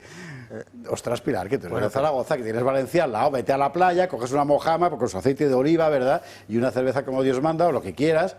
O una horchata con fartós, me da igual. Los tufos no rezuman. Joder, de verdad, ¿eh? En fin. Bueno, es la ministra de Educación. Sí, ya, esa es la cosa. Sobre el tema Feijóo. O sea, Irene lleva afilando el... Ahora venga, dale. No, vamos a ver, varias cosas de Feijóo. Para empezar, ya, lo que dije al principio del programa, que él no tiene legitimidad para venir a dar soluciones cuando se ha dedicado a negar, silenciar e insultar, llamándonos pues racistas, extrema derecha, todos aquellos que sí hemos denunciado de forma seria el problema de la inmigración. Es decir, reivindico una vez más la superioridad moral de lo que llaman la extrema derecha para dar soluciones y no los que quieren revestirse de centrismo. En segundo lugar, el plan de medidas que aporta, el principal problema no es que él ahora venga y se suma al carro y haya gente que diga por fin ha visto la luz. Celebrémoslo. El problema es que el plan que presenta es un coladero y es un efecto llamada terrible a que haya mucha más inmigración. Para empezar, se limita única y exclusivamente a poner medidas inútiles sobre la inmigración ilegal, pero abraza, llama y fomenta a una inmigración legal masiva, cuando esto hemos visto que también es un problema. ¿Por qué esto es un problema? ¿Qué sucede con la inmigración en Reino Unido, en Francia, en Alemania, en Suecia? Son inmigraciones de segunda y tercera generación. Cuando tú has traído de forma masiva a culturas ajenas a la cultura autóctona, lo que se crean son sociedades paralelas que viven de espalda con otros códigos trasplantadas en un territorio. ¿Y qué sucede? Que España no está vacía. Nosotros no somos un campo de barbecho donde todo el tercer mundo tiene derecho a venir a cumplir sus sueños y nosotros, según el discurso del señor Feijóo, tenemos una obligación de proporcionar trabajo. Una medida inútil y peligrosa que ha propuesto Feijóo, para ir con datos. Él ha mencionado que solamente se va a dejar entrar en España a aquellas personas que tengan contrato de trabajo, que en teoría eso ya es lo que sucede, y con una visa para buscar trabajo. Si la visa de turismo ya es un coladero absoluto para muchísima gente, insisto, entra más inmigración ilegal por Barajas que por las pateras, aunque el nivel de criminalidad de las personas que entran por patera por mar es mucho más elevado. Claro, ahora ya estás diciendo a la gente de todo el mundo, tú vente a España y allí busca trabajo, que ya tienes una visa. ¿Qué sucede con esto? Que todo el discurso de Feijóo va a un abaratamiento terrible de la mano de obra en España. Ahora cualquier español, cualquier joven que salga, por ejemplo, de la universidad, va a tener que competir con todo el mundo que venga aquí con un visado a buscar trabajo, y entonces para que le den el visado y se quede en España, va a coger cualquier cosa a cualquier precio. ¿A quién está perjudicando eso y a quién está destruyendo? A la clase media nacional. Y a España en un futuro. ¿A quién está beneficiando eso? Pues a lo mejor a los amigos de Feijóo y de Ayuso, que les conviene tener mucha mano de obra barata. Y luego no olvidemos, si tú estás haciendo una llamada a esta inmigración, que él parte de la base, no, si tú trabajas, aquí no hay problema, sí hay problema, aunque tú trabajes. ¿Por qué? Para empezar, en España el paro juvenil español es el más elevado de toda la Unión Europea.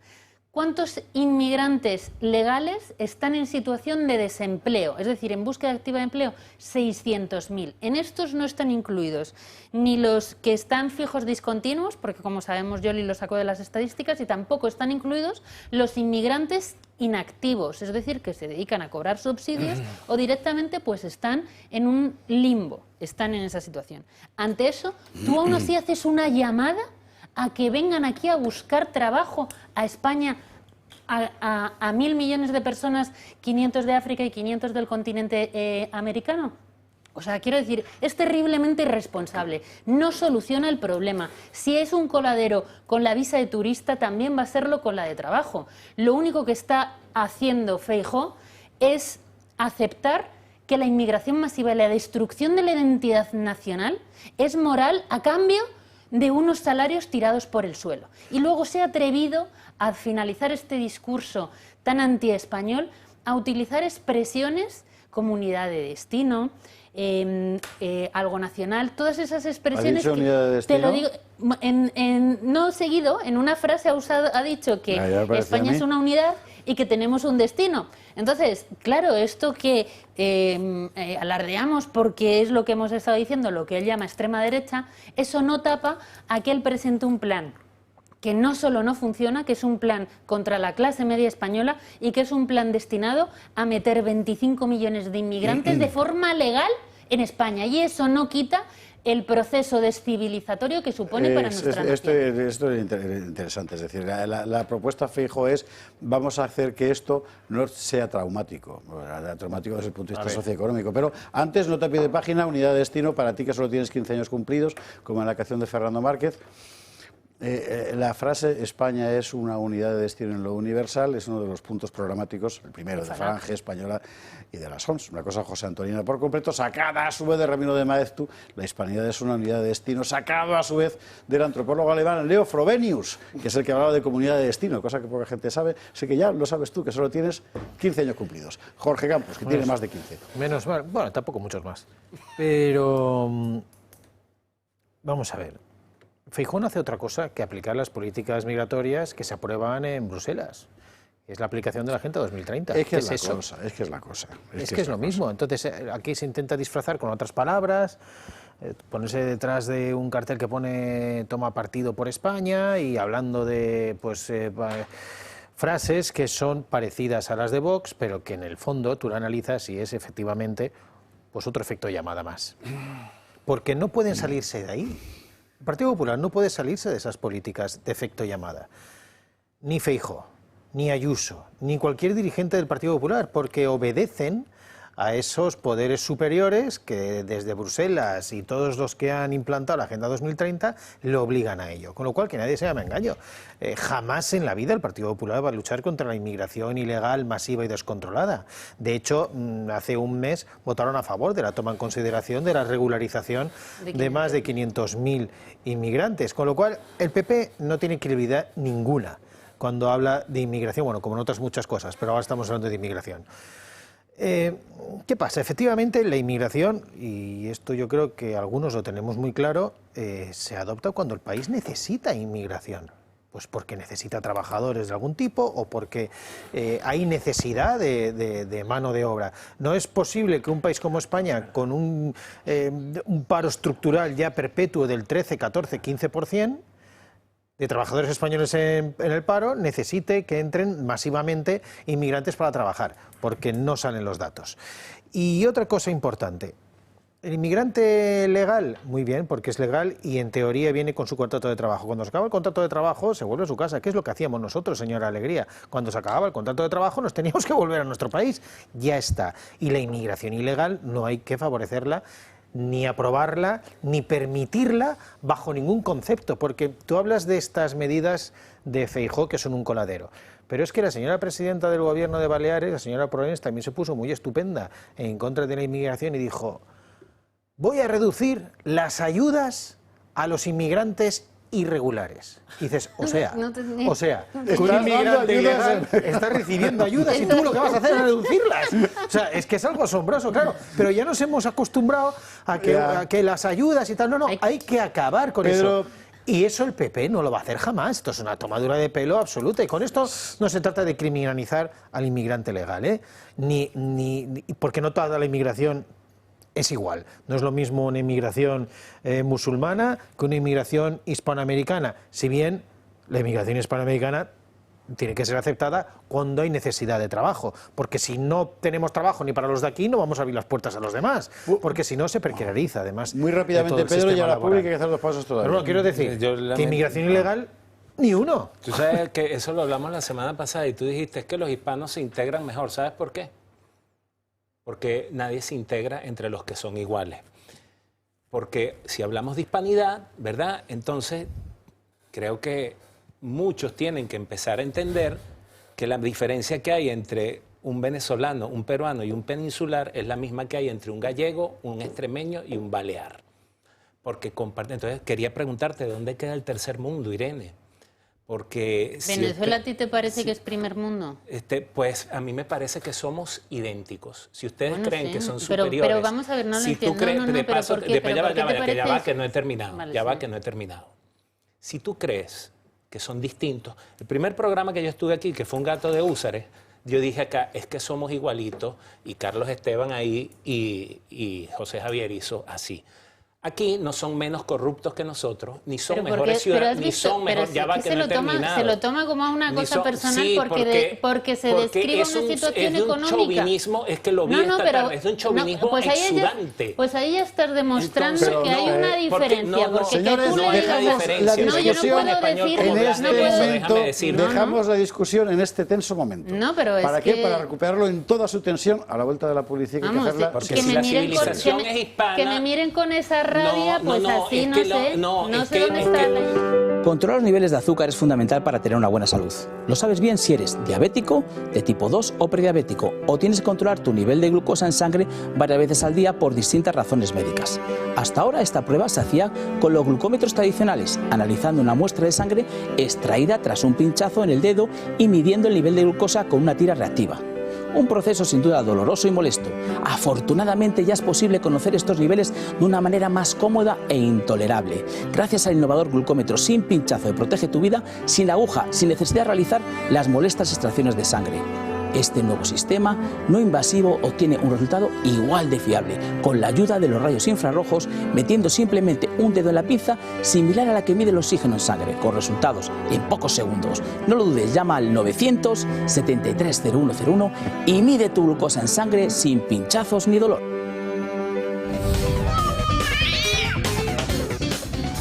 El 23:31, 22:31 en Canarias. Hemos dejado la discusión en toda su tensión sobre la cuestión de la inmigración, así que como está la cosa muy tensa, yo voy a aprovechar para ponerla más tensa todavía. ¿Por qué? Pues porque creo que en realidad los dos tenéis razón y estáis hablando de cosas distintas. Totalmente. Creo que aquí el problema con la inmigración normalmente es que es un problema multifactorial. Entonces hay una cosa evidente que es mucha inmigración ilegal, te convierte en un país invivible precisamente porque es ilegal. Mucha inmigración no necesaria, aunque sea legal, te hace un país invivible porque si no tienes servicios para atenderla, y es lo que está pasando. Por otro lado, tampoco puedes pensar que todo inmigrante marroquí es igual, porque no es verdad, ni que todo inmigrante hispanoamericano es igual, porque no tiene nada que ver un oftalmólogo mexicano con un chavalín de la calle de la República Dominicana. Son dos mundos enteramente distintos. Exacto. Entonces, creo que esas las generalizaciones, que las entiendo, porque es muy difícil entrar en el detalle del debate, al final le enturbian un poco la discusión, ¿no? Y en ese sentido, pues no sé si he conseguido motivaros más o cabreros más. No, o yo algo. Me reafirmo en todo lo que he dicho. Yo me he referido a que si viene de forma masiva tercer mundo, independientemente de la zona geográfica del mundo al que venga, y negar que en todo Centroamérica y Sudamérica no existen tasas de pobreza inferiores a la de España, pues yo creo que es negar datos y realidad, y es lo único que he dicho. Y por supuesto me reafirmo que si viene de forma masiva todo el tercer mundo, lo único que hace es convertirnos a nosotros en un tercer mundo a todos los niveles, tanto de destrucción de clase media, de que no haya servicios suficientes y de un proceso descivilizatorio, pero vamos, por números, que no es lo mismo de un sitio o de otro, exacto, pero si vienen de forma masiva de tercer mundo, que no todo es tercer mundo, obviamente, también en Madrid, por ejemplo, vemos una inmigración con un poder adquisitivo muy elevado, especialmente de México, que compran viviendas a unos precios que ningún español que sea trabajador tiene acceso. Yo lo que estoy denunciando es que al final existe una clase media española que vive en un sándwich de opresión, donde se dedica a pagar unos elevados impuestos, pero que los servicios y las ayudas no tiene acceso porque viene de forma masiva una inmigración de menor poder adquisitivo que se lleva, pues si se da una vivienda pública, si se da unas ayudas, si se da algún subsidio, y luego por arriba no puede acceder a la vivienda porque está viniendo de forma masiva una inmigración con un elevado poder adquisitivo, por ejemplo, de México. Y eso nos deja a nosotros en una situación invivible. ¿Me permites hacer unas matizaciones? Sí, sí, 2 minutos por cabeza y nos vamos a otro tema. Lo he comentado antes un poco por encima, vamos a ver. Yo creo que la inmigración en un país es aceptable siempre que ese país la acepte. Es decir, si nosotros necesitamos inmigrantes, porque los necesitamos para cubrir ciertas necesidades, pues no hay ningún problema en decirle a ese señor que viene de ese país, sea el que sea, de decirle, mira, nosotros necesitamos esto, tú tienes la formación académica, profesional, tal, aquí tienes tu contrato de trabajo. Cuando termine ese trabajo, si no hay trabajo, tendrás que volverte al tuyo. Y mientras estés trabajando, tienes que estar de acuerdo con las costumbres, cultura, tradiciones de ese país. No puedes ir en contra. ¿Estás de acuerdo? No hay ningún problema en esa inmigración. Ahora, evidentemente, si no necesitamos inmigración, porque evidentemente con lo que tenemos ya es suficiente con los de casa, tú no puedes abrir las puertas a quien se presente, sea de donde sea. Dicho esto, no es lo mismo, y yo lo voy a decir siempre, un inmigrante hispanoamericano que un inmigrante musulmán. Claro que no. De África. no es lo mismo. Yo creo que la integración es mucho más fácil y esto no quita que hay que abrir las puertas cuando sean necesarios. Pero también, perdona, sí, no creo que sean comparables tampoco los países sudamericanos. No es lo mismo Bolivia claro, pues es a que lo que, Venezuela, es ni a que lo que Argentina, que pues Costa Rica. Es a lo que me refiero. Pero bueno, no en la cuestión que nos afecta a nosotros como españoles y ante la invasión que estamos sufriendo, tercer mundo yo es creo un que término donde hay que poner la cortapisas en la frontera, decir, señores, no caben más. No podemos más. No se le puede dar servicio. Ustedes no pueden trabajar, no pueden cotizar, y de ahí los datos que dimos que solo el 30% estaba cotizando de la inmigración que nos ha llegado. Claro, el 70% era ayuda. Entonces, quiero decir, ahí está el tema. No podemos abrir las puertas a todo el mundo porque aquí no cabe. Pero no solamente eso, es que también hay que hacer un proceso de remigración, porque en el momento en el que tú ves que hay 600.000 personas extranjeras que están en situación de demandantes de empleo sin tener en cuenta los inactivos y los fijos discontinuos, hombre, ¿para qué sigues queriendo abrir las puertas eso es intolerable. Si tienes ya 600.000 parados? Es lo que tú cuentas de la Proens con las ayudas irregulares, o sea, no puede ser. O sea, hay que devolverlos. Vamos a bajarlas. Las ayudas a los irregulares las vamos a limitar. Una cosa, en fin. Pedro Luis Pedrosa, cerramos. Venga, tienes 2 minutos y cambiemos de tema para hablar de Pedro Sánchez. Voy a hacer énfasis en que si hablamos de hispanidad... No, nadie habla de hispanidad, estamos hablando de inmigración masiva en España. Me estoy acordando de programas de otro canal, pero bueno. Si hablamos de hispanidad, tienen que entender que Hispanoamérica es producto de España, que no hay diferencia entre un venezolano, un argentino y un peninsular, y un gallego y un, bueno, sí, ahorita con un catalán hay mucha diferencia, y un valenciano. No están perdiendo la oportunidad de ganar un capital importantísimo, inclusive electoralmente, si no discriminan. Y discriminar es tratar lo igual como distinto y lo distinto como igual. No llegamos acá ni pidiendo chándal, ni cobrando pagas, ni entrando en... Llegamos trabajando. No generalices, sí, Pedro. Y claro, no generalices, y claro, ya va, sí, pero es que estoy viendo los números. Mira, 68% de la población venezolana cotiza, 59% de la ecuatoriana, 58% de la argentina, 58% de la ucraniana.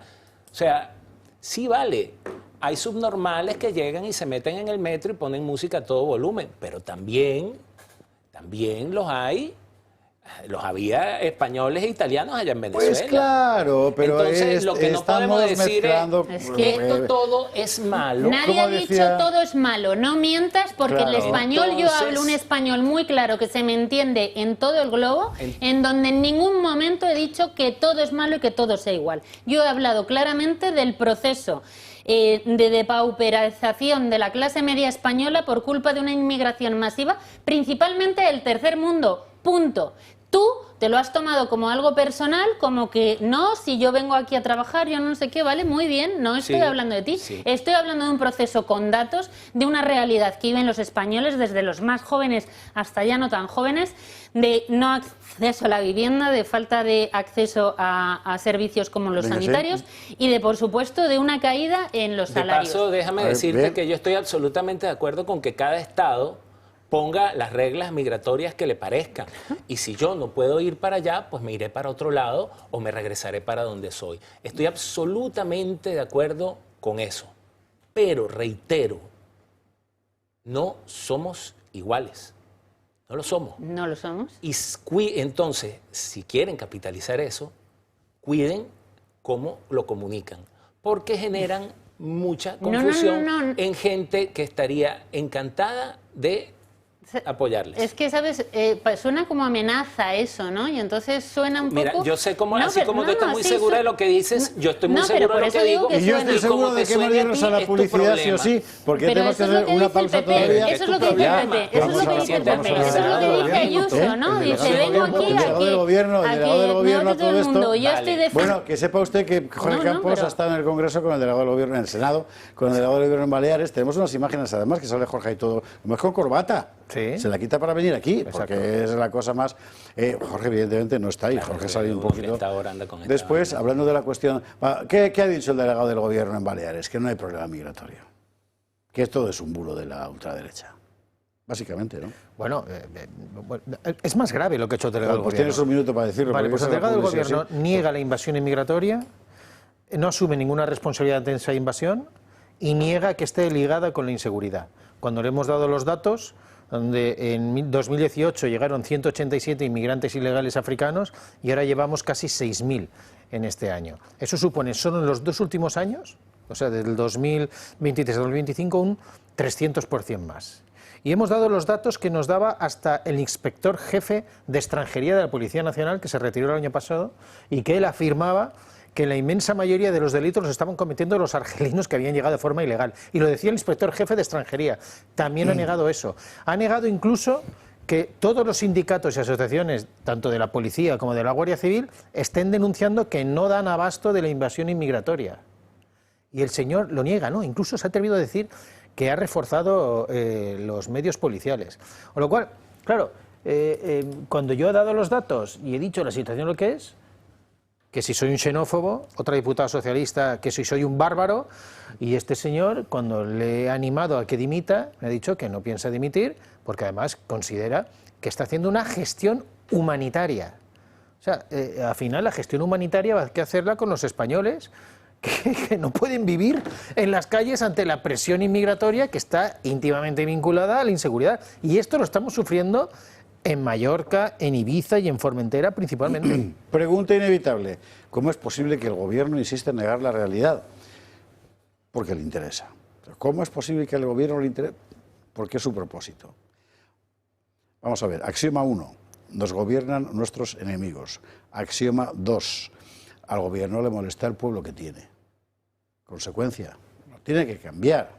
Y es lo que hemos visto en toda Europa. Y no le dé usted más vueltas. O sea, no hay otra historia. Es un proyecto político de disolución. Por eso hay que levantarse. Bueno, Publi, venga, y luego decidimos ahora, mientras tanto, si hablamos de Pedro Sánchez o de la polémica del aborto. Que aún no lo sé. A la vuelta se lo digo. ¿Sabías que las horas más caras de la electricidad son justo cuando más la necesitas? Mañana y noche la luz se dispara y tu factura también. Con el nuevo modelo de autoconsumo remoto con baterías de comunidad solar, almacenas la energía que producen tus paneles situados en un parque solar durante el día y la usas cuando el precio de la luz es más cara. Producción, almacenamiento y ahorro, todo en un mismo proyecto y listo para cualquier vivienda. Pisos y casas que no pueden instalar paneles en el tejado están de suerte. Únete al cambio y protégete de las subidas de la luz. Llama ya al 980 28 12 o entra en comunidadsolar.es. Estamos de vuelta, 23:48, 22:48 en Canarias. Como nos quedan 10 minutos de programa y si metemos el tema del aborto va a ser y además merecidamente, un debate largo y no nos da tiempo, lo vamos a dejar para mañana. Vámonos con lo de Pedro, que es mucho más elemental, porque elemental es la palabra, elemental como el queso. Vamos a ver, o sea, que es que canta una barbaridad, va el tío a la radio, donde es casi una tele, ¿no? Dice, yo es que nunca felicito a los premios Nobel, entonces han empezado a sacarle los o sea, no puede evitar mentir. Es una cosa alucinante. Sin embargo, ¿en el tema de los sobres ha dicho la verdad o no? Porque ha dicho que él también recibe dinero metálico. Marina Neira. Pedro Sánchez reconoce que ha cobrado dinero en efectivo como secretario general del PSOE. Yo como secretario general del Partido Socialista no era algo habitual en mí, pero seguro que en alguna ocasión pues he tenido ese tipo de liquidaciones de gasto. Sánchez no habla de financiación irregular, sino de liquidaciones de gastos, que según él hacen todas las empresas. ¿Por qué se hacían pagos en efectivo? Bueno, pues como hacen todas las empresas. Toda empresa, también en la suya, si se coge un taxi o, en fin, lo que hay son liquidaciones de gasto que uno tiene. El presidente del Gobierno además señala en reiteradas ocasiones que no hay indicios de financiación irregular en su partido. No hay ningún indicio que apunte a una supuesta financiación irregular del Partido Socialista porque, insisto, todos los gastos han sido contabilizados, han sido acreditados y han sido auditados. No hay descuadres. No hay descuadres. Unas declaraciones que contrastan con estas imágenes, que demuestran la existencia de las cajas de folios que solicitaba Ábalos a su asesor Koldo García y que aparece en el informe de la UCO sobre el análisis de su patrimonio. Cajas llenas de dinero en efectivo, centenares de billetes, que no folios, de 50 euros. El entonces ministro de Transportes atesoraba este dinero bajo llave en un armario detrás de su escritorio, en su despacho oficial. Dentro había cajas, bolsas de plástico y carpetas llenas de fajos de billetes, atados con gomas elásticas. Y mientras Sánchez insiste en negar cualquier irregularidad, sale a la luz una imagen reveladora, la foto inédita del 60 cumpleaños de Ábalos, celebrado en el restaurante de Aldama, con el presidente situado a la derecha de la foto, con toda la plana mayor del gobierno. Una vez más, Pedro Sánchez, rodeado de los protagonistas de la trama que amenaza con salpicar a todo el Ejecutivo. ¿Usted se ha dado cuenta de que Sánchez, cuando habla de estas cosas, habla como su hermano? Interesante. Bueno, en fin, ¿qué ha pasado después? Pues lo que ha pasado después es que Pepa Millán ha dicho, pero vamos a ver, o sea, Sánchez ha dicho lo que ha dicho, que él también ha cobrado en sobres, pues vamos a pedir una investigación, claro.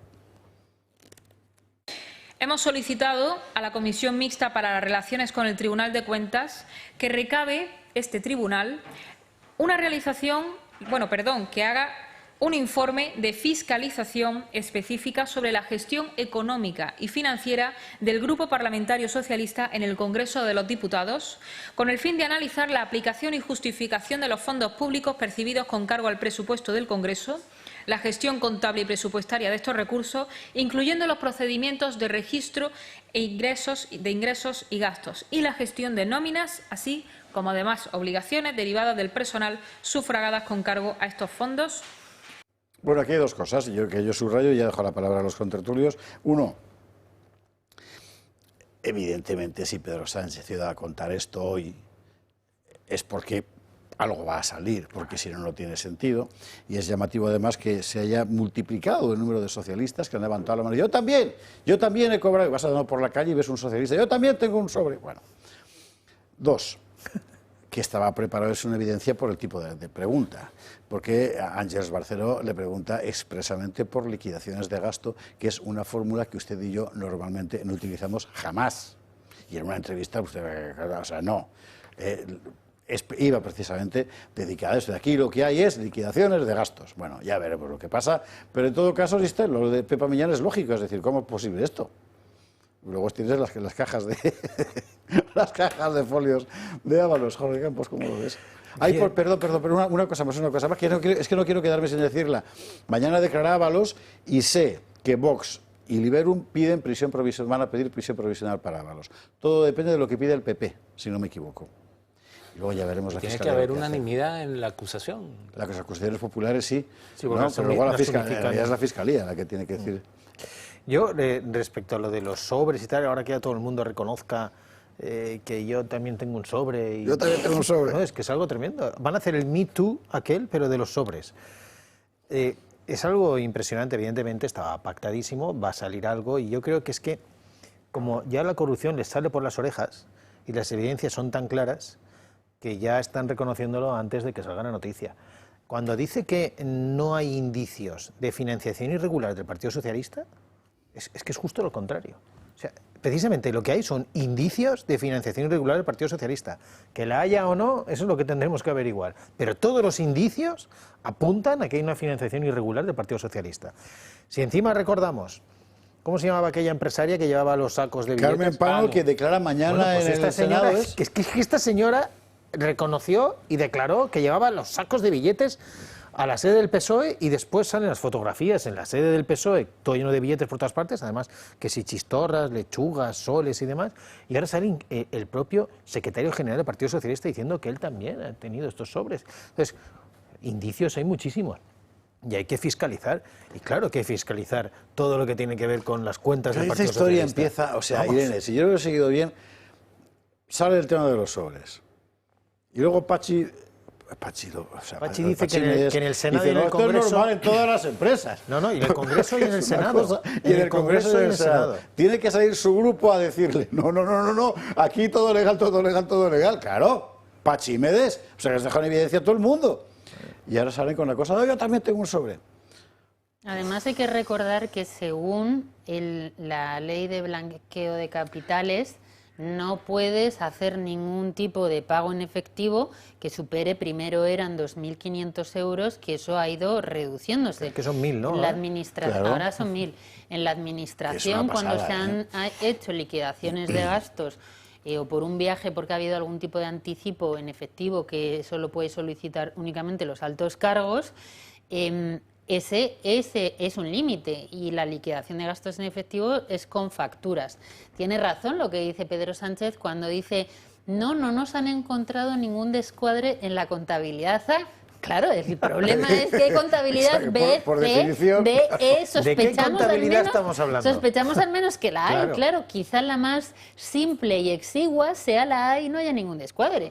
Entonces el problema es precisamente donde no hay luz y taquígrafos, Claro. y es evidente que los gastos a mansalvas que ha tenido el señor Ábalos, pagando 9.000 euros al mes a Jessica, que vivía como María Antonieta, eligiendo hasta las joyas, pues que eso no salía de fondos ministeriales directamente, porque eso tiene un control mayor, entonces eso tendría que venir, pues ya sabemos que Carmen Pano llevaba las bolsas de dinero a Ferraz, no a casa de Ábalos, es decir, que no era una corrupción personal de él, es lo que podemos deducir. Como la corrupción que rodea a todos estos dirigentes del Partido Socialista no son corrupciones particulares, Claro es que la no. corrupción del Partido Socialista. Que Esto es ellos el caso se PSOE. Claro que el que lo protagoniza, digamos, se llevará una coima, Claro. que eso es lo que se llevaría Ábalos, pero cabe deducir que esto se ha hecho por unos importes superiores a los de Jessica. A mí lo que me preocupa es que esta gente sigue jugando. Sigue teniendo el BOE, sigue teniendo los... bueno, no tienen presupuestos, pero siguen Da igual, les da administrándolo exactamente lo mismo. y les da exactamente lo mismo.